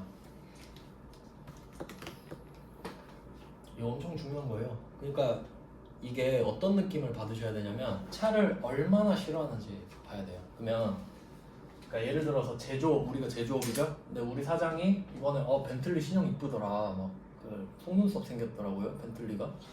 진짜 이뻐요. 근데 보면 그럼 그걸 뽑았대. 예쁘다고. 그럼 이거 보면 바로 개별 소비세 과세 대상이죠. 예. 그러면 차값이 비싸질 거 아니에요. 어쨌든 네. 이 개별 소비세를 때리지 않을 때보다 5% 붙거든요. 그럼 한번 해볼까? 대충 뭐한 1억 벤틀리만 2억 해야 하려나? 1억으로 해볼게요. 계산하기 편하게. 제일 싼 거 샀대 중고로 1억에. 그러면 개소세 500이 붙어요. 5%니까 맞죠? 근데 이 개별 소비세는 부가세가 있어요. 부가가치세 말고 그 세금에 부가적으로 붙는 부가세라고 있어요. 지방세라고. 들어보셨을지 모르겠는데 지방세가 30%가 또 붙어요. 500에 30%. 그럼 150이 또 붙어. 그러니까 이걸로 이미 6.5% 먹고 시작하는 거예요. 알겠죠? 그러니까 이게 영업용으로 사면 1억짜리인데 개소세 과세 대상이 되잖아요. 그럼 이거 1억 650이라니까? 일단 650이 붙고 시작해요. 그러면 이 650 이미 손해봤죠? 자, 근데 부가세 아직 안 붙였죠? 그럼 부가세 어떻게 할까? 1억 650에 10%예요. 또 붙어. 650에 10%가 또 붙는 거야. 그럼 이거 이중과세 아니냐? 그냥 엿먹어라 이거거든요. 개별 소비세는 그럼 너 돈 많네? 세금이가 더 내지 그래? 그러니까 명품, 양주, 차 이런 거에 붙여요. 그러니까 이중과세인데 그냥 해버려요. 그럼 얼마지? 1,065만 원이 또 붙네? 그럼 이게 차값이 되는 거지. 그리고 이 차값에 취득세 또 내야 되고 등록세 내고 난리 나죠. 난리 나. 그럼 이렇게 해보세요. 차값이 엄청 비싸졌죠 지금. 근데 만약에 내가 이게 택시로 쓰려고 샀어. 벤틀리를. 그럴 수 있죠. 1억 예쁘던데 근데 나는 택시로 사봐야겠다. 택시로 산 거예요. 그러면 개소세 안 붙죠. 택시 영업용이죠. 네. 그러면 지방세도 안 붙겠네? 됐죠? 그럼 여기에 부가세 붙으면 1,000만 원이죠. 근데 이 1,000만 원 어떻게 돼요? 세액공제 받잖아. 그럼 1억에 산 거야. 싸다. 택시로 사면. 그럼 차이가 느껴져요? 얼마나 차 싫어하는지 알겠어요? 그럼 얼마 손해 보는 거야? 1억짜리 사면은 1065. 거의 한 2,000돈 되나? 1,500, 2,000 사이죠. 예. 1,700. 그러니까 막 보면 G80 택시도 있고 그런 거예요. 보셨나요? 전 광주에서 봤는데 G80 택시. 네. 그래요. 부산엔 포르쉐 택시도 있고 그래요. 왜냐면 택시 캡 그거랑 이제 몇 천이랑 바꾼 거지 그냥. 그럴 수도 있잖아요. 세금 그리고 자동차세도 훨씬 쌉니다. 취득세도 싸요. 그러니까 이 느낌을 받으시라고 제가 쓴 겁니다. 개별 소비세 650 맞는데 거기 65만 원 또 내잖아요. 근데 1,065만 원은 심지어 못 돌려받잖아. 그럼 이게 차값이 돼버려. 근데 내가 이걸 영업용으로 사면 1억 끝. 세액공제까지 받아버리니까. 차이 아시겠죠? 네. 그러니까 엄청 싫어하는 거야. 이중 핸디캡을 줘버리는 거거든요. 그러니까 얘는 안 좋은 거, 안 좋은 거. 근데 얘는 좋은 거, 좋은 거. 맞죠? 좋은 거, 좋은 거. 그러니까 이걸로 하면 아무것도 핸디캡을 주지 않겠다 이 말입니다.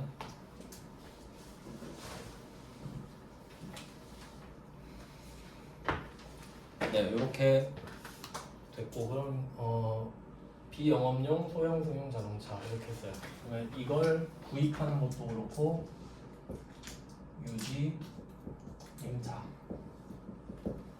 이렇게 다 사지도 말고 기름도 넣지 말고 주차도 하지 말고 고치지도 말고 아무것도 하지 마. 렌트도 하지 말고 리스도 하지 마 이거죠. 근데 이제 임차로 가면 또 있죠. 렌트랑 리스. 아 이거 리스 회계도 또 어려운데 우리는 리스 회계 안 나오니까 좀 다행인데 이제 렌트랑 리스가 있습니다. 이제 요새는 그런 차 흔하죠. 번호판에 하허호 붙은 거. 그러니까 옛날에는 겁나 욕했거든요. 하허호 붙으면 막 허세를 허다 이런 거 렌터카니까. 요새는 엄청 많이 타죠. 관리를 안 해도 되거든요, 내가. 그러면 렌트를 만약에 한다고 하면 자동차를 내가 그 렌트 하잖아요. 그러면 집을 월세로 사는 거랑 똑같아요. 그러니까 원룸 살면 한 달에 뭐 월 얼마씩 내고 살잖아요. 뭐 월 50 이렇게 차도 똑같습니다. 그러면 내가 이 차를 남의 차를 타면서 뭐 월 40, 50 이렇게 내는 거예요. 그러면 거기엔 부가세가 붙어요. 서비스를 이용하는 거니까. 그러면 그 부가세 못 돌려받겠죠. 그러니까 렌트는 과세예요. 서비스를 사는 거예요. 남의 차를 사용할 수 있는 서비스. 그럼 리스는? 이제 리스는 원래 그 운용 리스, 뭐 금융 리스 이렇게 나눠지는데 그냥 일반적인 리스로 치면 여기서는 그렇게 보는 것 같아요. 그냥 그 돈을 빌리는 거다. 돈을 빌린다. 그러니까 리스는 어떤 느낌이냐면 그 만약에 여러분이 뭐 아반떼 뭐 같은 거 살려고 현대자동차 갔다고 할게요. 막 요새 아반떼 살려면 한 3천 줘야 되죠. 풀업 살려면 왜냐면 캐스퍼가 막 2천 이러잖아요. 내가 사러 갔어. 근데 생각보다 너무 비싸서 이제 좀 예산이 부족해요 하니까 바로 현대캐피탈을 붙여줍니다. 현대자동차 사러 가면 돈 부족하면 현대캐피탈로 소개를 해줘요. 그러면 현대캐피탈이 여러분 통장에 3천을 꽂아줘요. 3천을 바로 꽂아줍니다. 왜 꽂아주죠? 사라고. 그럼 이 차 누구 거예요? 내 거. 내 거죠. 그럼 여러분은 이 현대캐피탈한테 어떻게 해야 될까 이제? 계속 달마다 돈을 갚는 거죠. 네. 이거 그러면 돈 빌린 거네. 차입금이네 차입금. 네. 네. 그러니까 차입금을 금융상품으로 만든 게 리스예요. 그러니까 사실 돈 빌려서 차 산 거랑 똑같은 거지. 그러니까 이 리스는 면세입니다. 돈을 빌려주고 빌린 거는 부가세를 붙일 수가 없죠. 내가 뭐 은행 가서 1억 빌렸는데 부가세까지 1억 1,000이요 이러진 않잖아요. 그러니까 리스는 여기서 아예 제외되는 겁니다. 맞죠? 리스는 그냥 면세잖아요. 그러니까 지금 불공제에 들어올 수가 없는 거지 아예. 범위 바뀌다 이거까지 좀 보시면 될 것 같은데 어차피 뭐 설명은 다 했으니까 그냥 내용을 한번 볼까요? 네, 주제가 좀 끊기면 애매해서 한 방에 쭉 하겠습니다. 그럼 5페이지 보시면 하나씩 좀 볼게요. 5페이지의 첫 번째 문제는 그 중고나라에서 3,800cc 차를 샀어요. 말 안 해도 우리는 제조업이죠? 예. 그럼 이거는 딱 봐도 비영업용이네. 그럼 이거 안 되겠죠 당연히? 예. 그 다음에 이제 두 번째 줄에 보면 취득세가 붙는데 그러니까 원래 차를 사는 거랑 취득세를 내는 거는 별개죠. 근데 이 두 개를 그냥 묶어버린 거지. 그러면 생각해 보시면 얘는 뭘 하고 싶은 거냐면 여기서 또 조심하셔야 될 게 4,400이 부가세 포함 이렇게 써 있잖아요. 그럼 부가세가 별도 이럴 수도 있습니다. 저 이거 많이 속았어요. 그러니까 4,400 이렇게 써 있는데 부가가치세 별도 저 많이 속았습니다. 그럼 4,400에 440이 또 있어야 되지. 근데 지금은 4,000에 400이죠. 진짜 조심해야 됩니다. 그러면 지금 차값을 따져보자 하면 4,000 플러스 400. 그러니까 이 400을 세액공제 받을 수도 있었지만 지금은 못 받죠. 그러니까 더 해야 되고 여기에 취득세를 또 내고 있네. 460. 네, 460. 그리고 참고로 취득세는 부가세가 없습니다. 취득세는 부가가치세가 없어요. 그럼 여기에 460을 붙여라 이 말이죠. 그래서 답이 이렇게 된 겁니다. 일부러 이런 문제를 넣습니다. 요거 460 때문에 넣었어요. 그래서 당연히 그 결제도 달라지는 거 아시죠? 취득세는 현금, 나머지는 외상했다. 근데 여기서 이제 외상 매입금 쓰면 안 돼요, 여러분. 네, 이거는 네 이제 미지급금인 거 아시죠? 제가 회계 1급 때 맨날 갈궜잖아요. 네. 이제 잘하실 거예요. 그럼 이제 13번. 아, 요거 중요합니다. 중요 표시를 좀 해볼게요. 이 13번은 이거는 그 이론도 알아야 되고요. 그 실무 쪽도 좀 중요해서 좀 이거 차까지 좀 끝내볼게요. 주제가 끊기면 좀 보기가 힘들 것 같아서. 그럼 얘는 왜 중요하냐면 수입 전자세금 계산서라고 써있죠. 그러면 제가 처음에 그 불공 성립하려면 세금 계산서를 받아야 된다라고 말씀드렸죠. 네. 그럼 이제 세금 계산서 종류를 오랜만에 복습할 시간이에요. 알겠습니다. 세금 계산서가 무엇이 있는지 한번 볼까요? 그리고 여기서 전자 종이는 발급의 형태인 거지 종류는 아니에요. 자, 그럼 세금 계산서라는 애가 있어요. 얘가 메인이죠? 자, 그리고 우리가 알고 있는 거 지금 여기 또 나왔네. 수입 세금 계산서도 세금 계산서죠.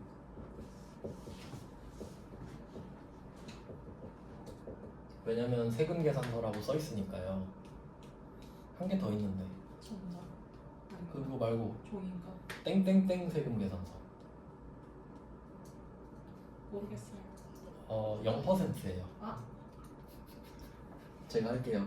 네. 영세율 세금 계산서 들어본 적은 있죠? 네. 그 12번 영세, 52번 영세 할 때. 그러면 잘 봐봐요. 이름에 세금 계산서 들어가고, 세금 계산서 들어가고, 세금 계산서 들어가죠. 그럼 이걸 세금 계산서의 종류라고 하는 거예요. 맞죠? 자, 그럼 방금 그 전자랑 종이 말씀하셨잖아요. 이 세 개의 종류를 각각 전자와 종이로 발급할 수 있는 거예요. 그러니까 전자랑 종이는 종류는 아닌 거예요. 발급의 형태인 거지. 그러니까 전자종이, 전자종이, 전자종이. 이해되셨죠? 네. 근데 어떤 책에 보면은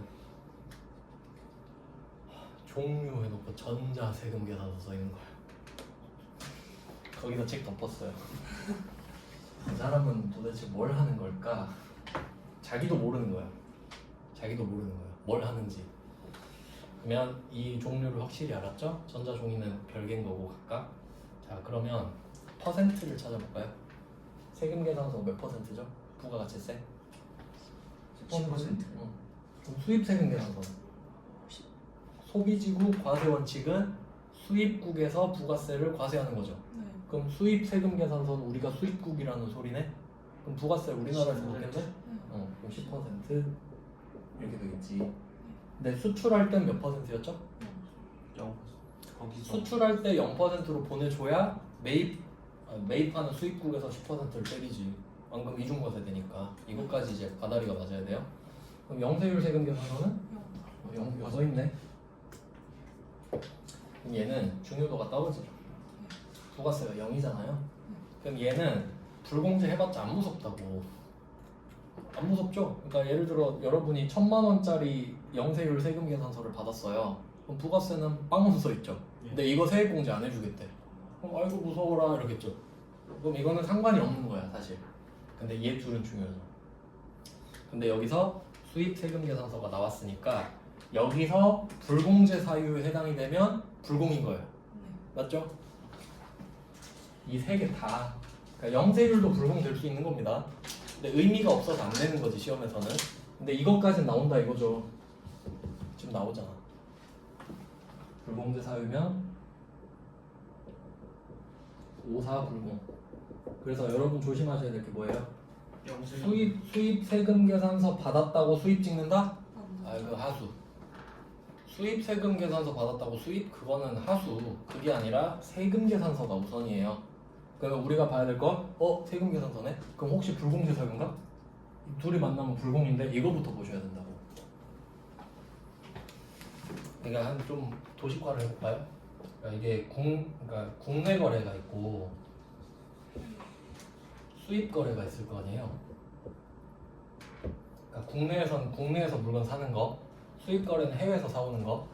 그럼 이게 세금 계산서를 다 받았다고 쳐봐요. 전부 다 세금 계산서 수취한 겁니다.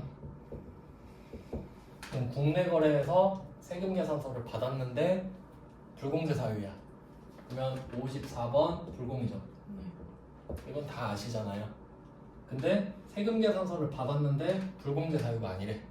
맞아요. 그럼 51번 과세로 빠지죠. 세금 공제 되는 거죠. 네. 이제 수입한 거야. 수입 세금 계산서를 받았죠. 근데 불공제 사유.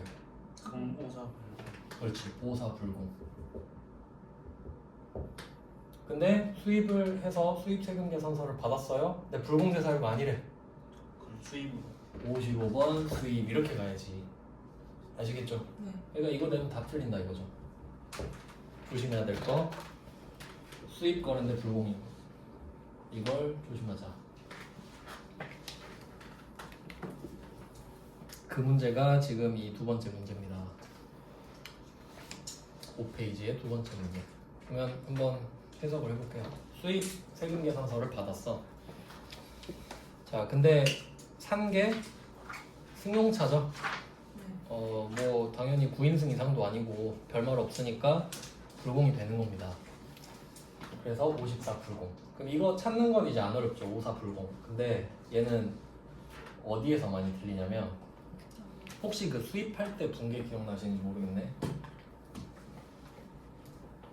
그러니까 여러분이 유형을 55 수입 이렇게 찍잖아요. 예.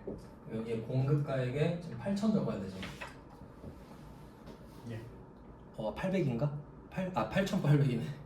8,800에 880이죠. 네. 그러면 여기에 8,800 이렇게 쓰잖아요. 55 수입 쓰고 공급가액 8,800 쓰잖아요. 그럼 밑에 분계 어떻게 나온지 아세요? 부가세 대급금만 달랑 떠요. 880 이렇게 달랑 떠요. 왜 그런지 생각해 볼까요?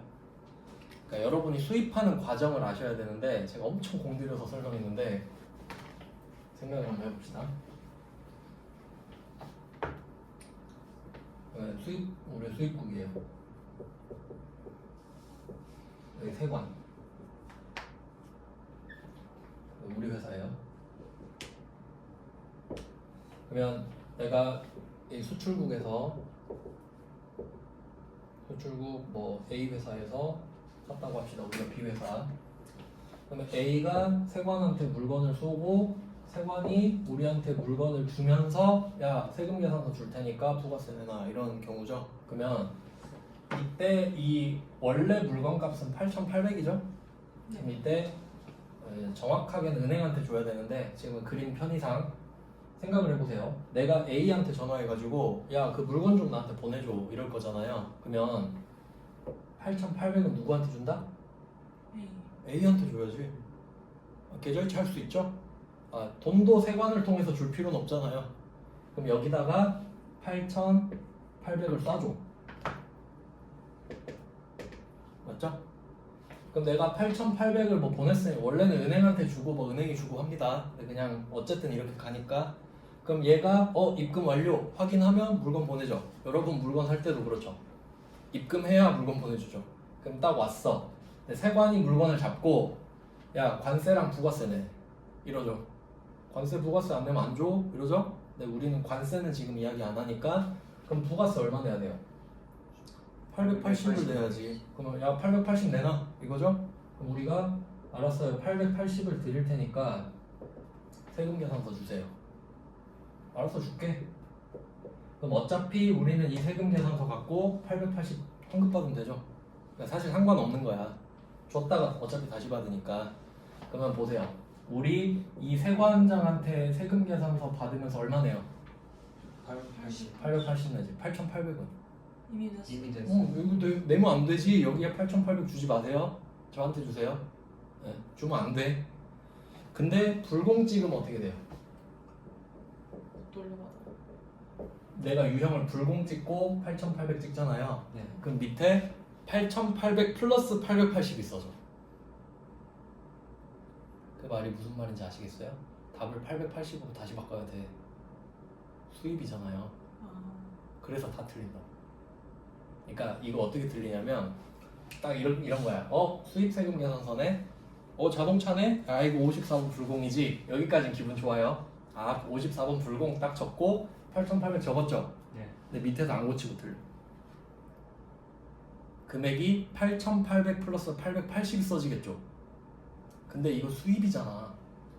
수입하는 건데 불공제 되는 거잖아요. 그러니까 밑에다가 차량 운반구 880으로 바꿔야지. 이해되세요? 네. 그러니까 불공 때문에 틀렸다고. 그러니까 불공이 답인데 불공 때문에 틀려. 이해되세요? 시스템 때문에. 그러니까 이 문제는 뭐다? 틀리라고 낸 거예요. 이거 맞힌 사람 진짜 몇 명 안 될걸요? 무슨 말인지 이해되시죠 이제? 예. 근데 이걸 회계 1급에 냈다니까? 못 맞춰. 세무 2급 정도는 돼야 내죠. 그래서 결론은 밑에 880이 핵심이고 부가세 대급금이 아니다. 맞죠? 네. 그러면 이게 만약에 이거 좀 난이도 높이면 이렇게 되는데 지금 5인승 업무용 승용차 이렇게 돼 있잖아요. 네. 만약에 이렇게 바꿀 수도 있습니다. 우리가 알고 보니까 자동차를 떼다 파는 회사야. 그렇게 한번 해볼까요? 그럼 그냥 수입 왜 그렇게 되죠? 제품이니까. 아 상품. 아 상품이니까. 오 대단한데? 그러니까 이 차를 만약에 업무용이 아니라 우리가 떼다가 파는 거다 이렇게 말을 하면 이 차는 상품이죠. 네. 상품은 영업용이고 이 차 없으면 돈 못 벌잖아요. 네. 그렇게 되면 아주 좋은 문제가 돼요. 그러면 그렇게 되면 55번 수입으로 딱 바뀌어버리죠 유형이. 네. 그럼 답이 부가세 대급금 880이 돼요. 공제받을 수 있으니까. 네.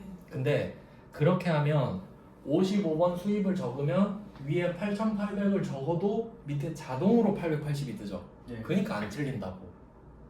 이해되시죠? 네. 수입은 저절로 지가 10%만 적어주니까. 근데 답이 불공이면 합쳐서.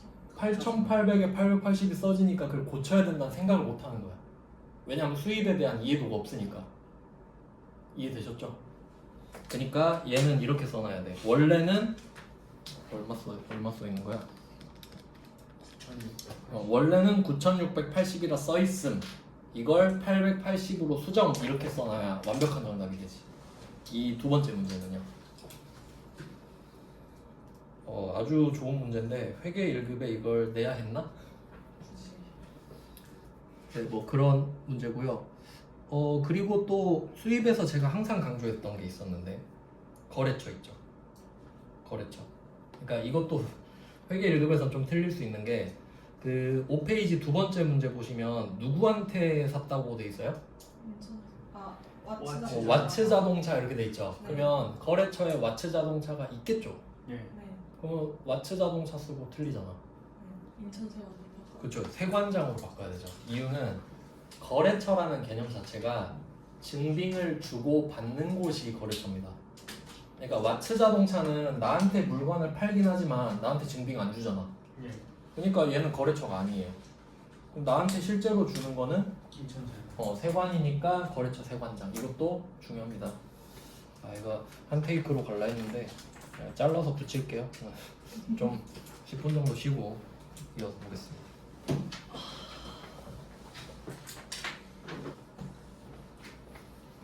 네, 이어서 보겠습니다. 그러면 5페이지에서 지금 두 문제 봤는데 앞에 첫 번째 문제는 국내 거래예요. 국내 거래. 국내 거래인데 불공인 거. 그 다음에 두 번째 문제는 수입 거래. 수입을 하는 거래인데 불공인 경우. 이렇게 두 개를 넣은 거네요. 네, 중요했던 문제고요. 계정 과목도 바뀌고 금액도 따로 바꿔주셔야 되고 거래처도 조심하셔야 됩니다. 그 다음은 세 번째 문제죠. 이번에는 렌트입니다. 렌트. 구입, 유지, 임차 다 하려고 하는데 구입 다음은 임차로 넣은 것 같네요. 그러면 세 번째 문제는 영업부 부서의 업무용 차량입니다. 네, 여기서는 그 별다른 설명이 하나도 없고 언급한 건 딱 이거 하나밖에 없죠. 그래서 아까 제가 강조해드렸던 거 있잖아요. 개별 소비세 과세 대상이다. 그럼 이거 보고 끝났죠. 얘는 매입세 불공제 대상입니다. 그러니까 불공이죠. 세금 계산서는 받았고 불공제 사유니까. 네, 그래서 불공이 됐고요. 그러면 만약에 문제에서 이렇게 나올 수도 있겠죠. 개별 소비세 과세 대상 승용차 아님 이렇게 낼 수도 있잖아요. 그러면 답이 51번 과세로 바뀌고 밑에 개정 과목은 임차료 50만 원에 부가세 대급금 5만 원 이렇게 뭐 바뀌겠죠. 그 정도 생각해 보시면 될 것 같고요. 그래서 얘는 그 차의 종류에 따라서 부가세 여부가 바뀐다. 렌트는 과세기 때문에 그렇습니다. 리스는 전혀 상관이 없죠. 네. 그 다음에 네 번째 문제로 가보시면 부품을 교환했네요. 그러니까 뭐 네 번째 문제는 유지 쪽으로 보시면 되겠네요. 유지. 차를 고치는 겁니다. 대표이사 영업용으로 사용하는 법인 소유 승용차 하니까 뭐 이 정도 단서로 가면 딱 봐도 불공이죠. 근데 이때 부품을 아주카 센터에서 교환했다. 그럼 이제 또 고려해봐야 될 게 뭐냐면 이제 재무랑 부가가치세를 항상 같이 생각을 하셔야 됩니다.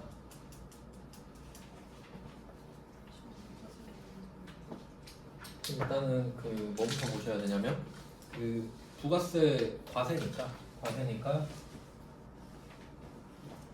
세액공제가 되냐 안 되냐 이거부터 한번 따져볼게요. 세액공제가 안 된다, 세액공제가 된다.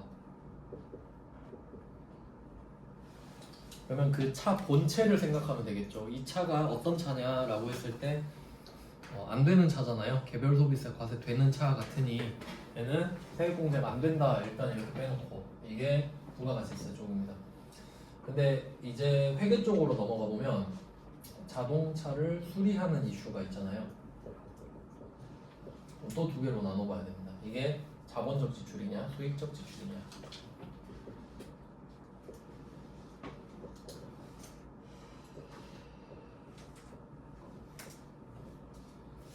지출은 이제 돈을 쓴 건데 돈을 쓰긴 썼겠죠. 수리를 했으니까. 근데 회계 처리를 어떻게 할 거냐가 중요한 거겠죠. 네. 그럼 어떤 내용이 있는지 볼게요. 부품 교환비라고 돼 있는데 개정 과목을 그냥 알려줬죠. 근데 이제 차 수리할 때는 별다른 내용 없으면 그냥 소모품 갈고 유지하는 정도기 때문에 별말 없으면 수익적 지출에 해당이 돼요. 별말 없으면요. 그래서 이때 개정 과목은 차량 유지비가 됩니다. 참고로 이 수익적 지출은 개정 과목이 딱 두 개밖에 없습니다. 네, 한 김에 같이 알아둘게요. 첫 번째는 차량 유지비. 차량 유지비. 그리고 두 번째 혹시 아시나요? 고치는 거. 수리비. 비슷해요. 수선. 참. 네, 수선비랑 수리비랑 같은 말이죠. 고치는 걸 수선이라고 하니까. 그래서 수익적 지출 이런 느낌이 나잖아요. 개정 과목은 두 개밖에 없습니다. 그럼 어떻게 구분하냐? 차냐 아니냐. 내가 고치는 게 차냐 아니냐. 근데 얘가 차죠. 네. 그러니까 차량 유지비 이렇게 되는 겁니다. 차가 오면 다 수선. 기계 장치든 뭐 건물이든 그런 걸 수리했다고 하면 수선비로 빠져요. 그러니까 요거까지 같이 세트로 알고 계셔야 돼요. 그러니까 지금 차량 유지비를 써라 이렇게 말을 해줬잖아요. 근데 아예 언급이 없어도 차량 유지비라고 생각할 수는 있어야 돼요. 아무 말 없으면 그냥 성격 자체가.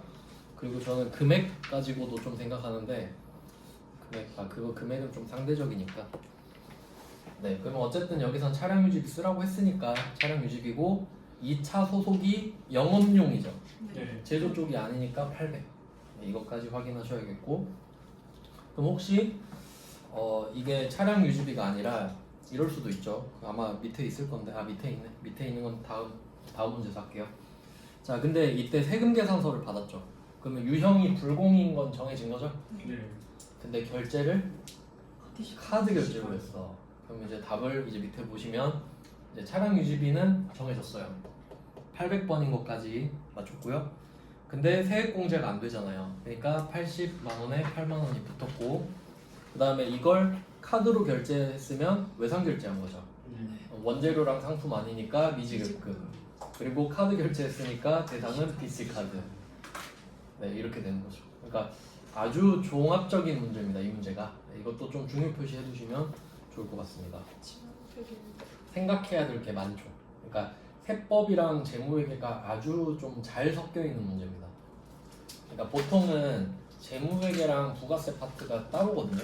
근데 얘는 영향을 받아버리죠.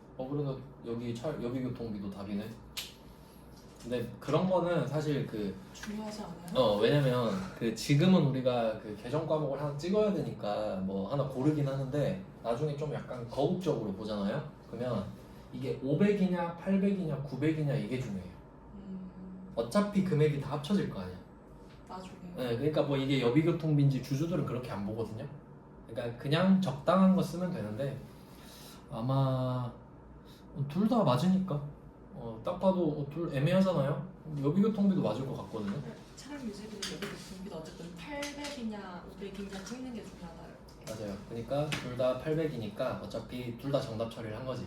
그러니까 이렇게 좀 애매한 것들은 누군가 이의제기 하거든요. 그러면 맞다고 해줘요.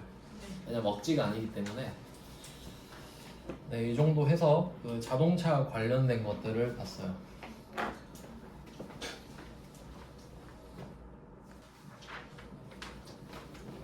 자, 이제 주제가 바뀌었죠. 이제 기업 업무 추진. 원래 접대 관련이었는데 형식당 이름을 밑에는 또 안 바꿔놨네. 기업 업무 추진 접대 관련이라고 보시면 되고요. 이것도 마찬가지로 같이 보셔야 됩니다. 아까 육군 뭐 부대 3D 프린터 준 거랑 비교해서 또 알려드릴게요. 접대 두 가지 방식.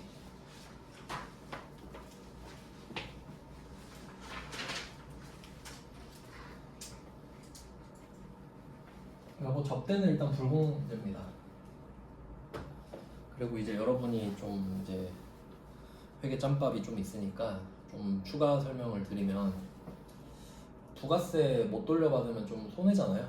근데 그건 우리가 부가세만 배워서 그렇거든요. 조금 섞어서 설명을 드리면 보통은 이제 법인세랑 부가가치세 영향을 같이 받을 거 아니에요. 좀 어떤 느낌이 있냐면 그냥 금액은 좀 단순하게 해볼게요. 아까 뭐 1억짜리 차를 샀다고 했을 때 그냥 부가세 1000만 원 있다고 하겠습니다. 그러면 만약에 여러분이 1억짜리 차를 샀을 때 부가세가 1000만 원이 붙었는데 뭐 이게 트럭이다. 그러면 세액공제 받을 수 있겠죠. 네. 그러면 세액공제를 받는다는 건 100% 환급 받는다는 소리예요. 맞죠? 100% 환급. 제일 좋은 거죠. 냈다가 다 받으니까 제일 좋은 겁니다. 근데 이게 불공제 됐다고 할게요. 그러면 1000만 원을 냈다가 아예 못 돌려받는 거죠. 아예 못 돌려받는 거야. 그러면 1000만 원 날렸다 이렇게 생각할 수 있잖아요. 근데 전체적으로 보면 그러니까 여러분이 쓴 돈을 생각해봐요. 1억 1000 썼죠. 1억 1000을 쓴 거예요.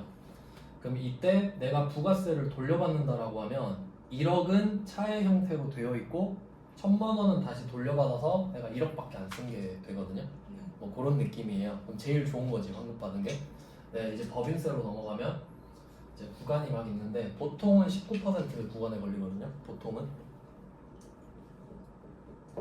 법인세가 소득세보다는 세율이 좀 낮은 편인데 그럼 이게 어떻게 되냐면 이 1000만 원을 환급을 못 받으면 이게 비용 처리가 돼요. 비용 처리가 돼서 1000만 원 100% 환급은 못 받지만 결국 이 세율의 영향을 받게 돼요. 그래서 19%는 덜 내는 효과가 있어요. 무슨 말인지 무슨 말이냐면 그러니까 내가 한 개 구간이 19%예요. 그럼 이 말은 뭐냐면 내가 여기서 1000만 원을 더 벌면 여기에 19%의 세금을 낸다는 소리거든. 그럼 190만 원을 낸다는 소리 아니에요? 그러니까 내가 지금 1000만 원을 더 벌면 법인세로 19%를 내야 되는 상황이에요. 그럼 내가 1000만 원을 벌었어요. 그러면 국세청이 너 1000만 원 벌었네? 19% 내. 이 말을 할 거 아니에요. 더 벌면. 근데 이 부가가치세 1000만 원을 썼는데 못 돌려받았죠. 그럼 얘가 비용 처리가 되는 거라고. 그럼 반대로 돈을 덜 쓴 게 돼버리잖아요. 그러니까 1000만 원을 벌면 19%를 내는데 1000만 원을 덜 쓴 게 돼버려. 그럼 이제 반대로 190만 원을 돌려받는 셈이 되는 거예요. 그러니까 부가가치세 환급은 100%를 환급받는 거고 내가 이거를 환급을 못 받잖아요. 그럼 19%만 환급받는 셈이 된다고. 법인세 때문에. 그러니까 100% 환급 받을래, 19% 환급 받을래 이거 선택하는 거야. 그럼 이제 부자들은 그냥 19% 환급 받고 말어 차 사 이렇게 된다고. 100%가 아니기 때문이에요. 그냥 참고사항입니다. 그러니까 정확하게 이만큼 손해보는 게 아니라는 말씀을 드리고 싶은 거예요. 법인세 때문에 넘어가면 조금 더 봐줍니다. 뭐 그런 느낌으로 보시면 돼요. 그러니까 차 막 사잖아요. 이렇게 한다고 차 안 삽니까? 다 사죠. 그런 게 있어요. 이제 나중에 법인세, 소득세 여러분 또 하시니까 그런 구조를 좀 간단하게 설명드린 거예요. 법인세 접대한다고 그랬지. 접대 두 가지 패턴을 알려드릴게요. 첫 번째 패턴은 거래처를 3개를 그려볼게요. 회사가 3개예요. 근데 이때 어떤 느낌이냐면 우리가 B예요. 내가 B인데 A라는 회사에서 접대하기 좋은 물건을 팔아. 그러니까 뭐 롤렉스 시계 파는 데야 여기가. 그러면 우리가 여기서 시계를 사다가 C한테 이렇게 줄 겁니다. 그러니까 사서 얘한테 줄 거야. 이런 느낌. 그럼 우리가 B인데 그러면 B에 대한 거래처를 한번 생각해 볼게요. 일단 매출인지 매입인지부터 보겠습니다. 지금 우리가 B인데 A한테 롤렉스 시계를 사서 C한테 갖다 바칠 거예요. 그러면 A한테 롤렉스 시계 사야 되죠. 그럼 일단 매입이야. 매입 확정. B 입장에서 물건을 사서 이렇게 갖다 주는 것도 사실 귀엽죠. 이렇게 하는 게 맞겠네. 그림으로 하면. 어차피 뭐 그게 그건데 정확히 따지면 그러니까 여기서 매입이라는 과정을 거치는구나 이렇게 볼 수 있겠네요. 정확히 하면 딱 이렇게 샀어. 근데 목적은 지금 뚜렷하죠. 안 줬어도 이 시계를 사는 순간 C한테 접대해야지 하고 있죠. 그러니까 이거는 공제가 안 되는 겁니다. 그러면 거래처가 누군지 찾아볼까요? A죠? 네. A한테 롤렉스 시계 사고 A가 세금 계산서 줄 거 아니에요. 네. 그러니까 거래처는 A다. 그럼 금액을 한번 따져볼까요? 이 물건 가격을 이 회사에서 250에 사서 300에 판다 이렇게 해볼게요. 250에 사서 원가가 250, 시가가 300 이렇게 한번 해볼게요. 그럼 우리가 B잖아요. 그럼 이걸 원가에 절대 못 사죠? 네. 300에 사와야겠죠. 네.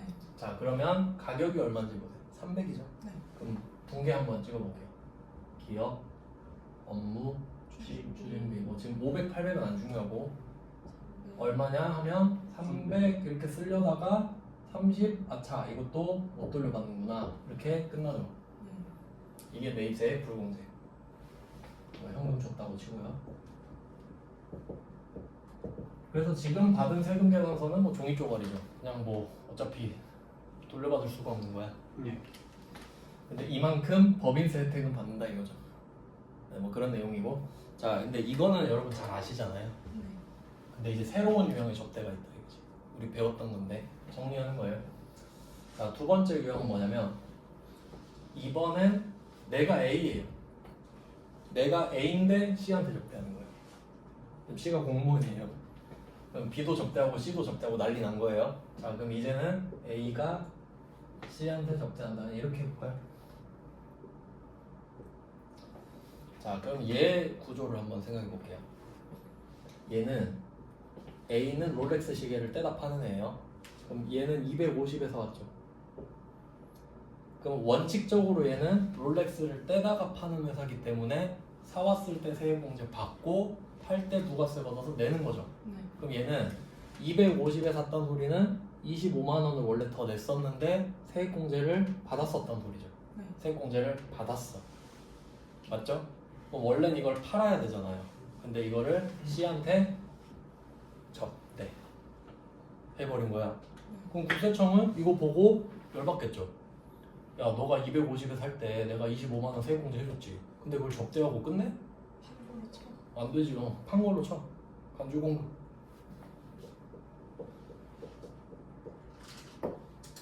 25만 원 다시 아니에요. 되고 원래 팔면 얼마지?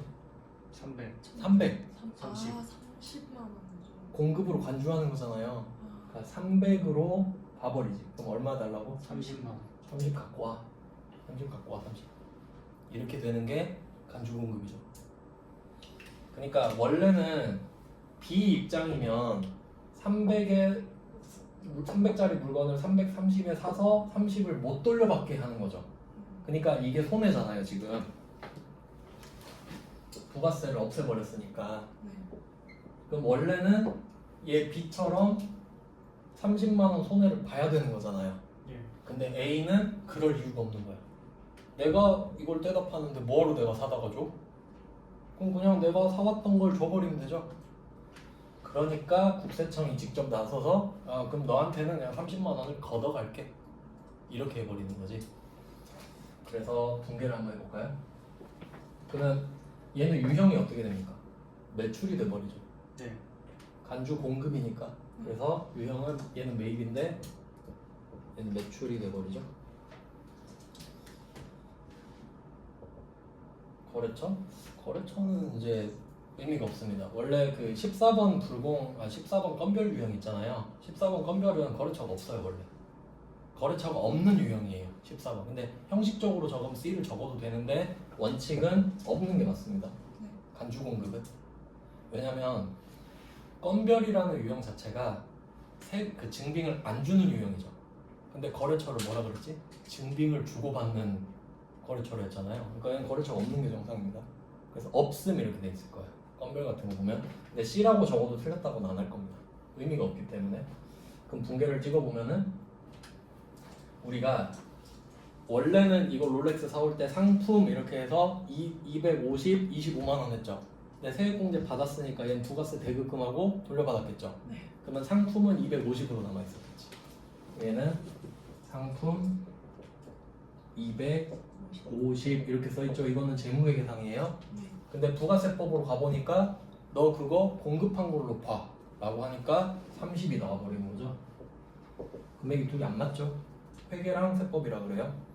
얘는 부가세 예수금이 안 팔았는데 판 것처럼 돼버렸죠. 그럼 얘 입장에서는 날벼락 맞은 거죠. 30만 원. 그러니까 네가 이걸 피했으니까 내가 이걸 만들어줄게. 이게 간주공급이죠.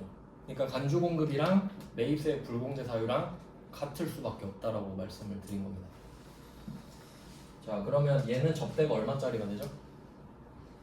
내 생각엔 원래 250짜리였지. 예. 근데 졸지에 30 더 냈으니까 280. 네, 280만 원짜리 접대비가 된 겁니다. 이런 내용이죠. 그러니까 이제 접대하면 막 불공 이러면 안 돼요. 접대 불공 이러면 안 돼요. 내가 갖고 있던 걸 접대할 수도 있잖아. 안 사고. 그래서 이 두 개로 정리를 해드린 겁니다. 접대를 하면 두 가지 라인이 있다. 근데 54번 불공 유형에 해당이 되려면 반드시 사는 내용이 있어야겠죠. 그러니까 첫 번째 내용이 되겠지. 간주 공급은 저번 시간에 했으니까 이렇게 알고 보시면 더 잘 보여요. 네, 뭐 두 문제밖에 없어요. 왜냐면 800번, 500번 이렇게만 나눠놨거든요. 뭐 선물 줬다, 뭐 끝이죠. 선물을 줬어요. 네, 이렇게 해서 메인 매출 쪽은 다 봤었고 이제 7페이지는 저번 시간에 일반 전표 쪽은 봤네요. 처음에 소개해드린 대로 앞에 그 54번 불공이 되려면 세금 계산서를 받은 거, 그리고 7페이지부터 나오는 일반 전표는 세금 계산서가 아닌 걸 받은 거, 이 정도로 정리가 됐습니다.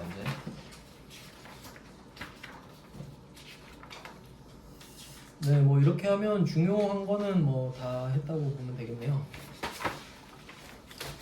그럼 이제 그 나머지 주제들을 좀 볼까요? 사실 54번이 거의 전부라고 보실 수는 있는데 세무 2급에도 좀 추가된 내용들이 있으니까 그거 위주를 좀 볼게요. 이제 10페이지로 가시면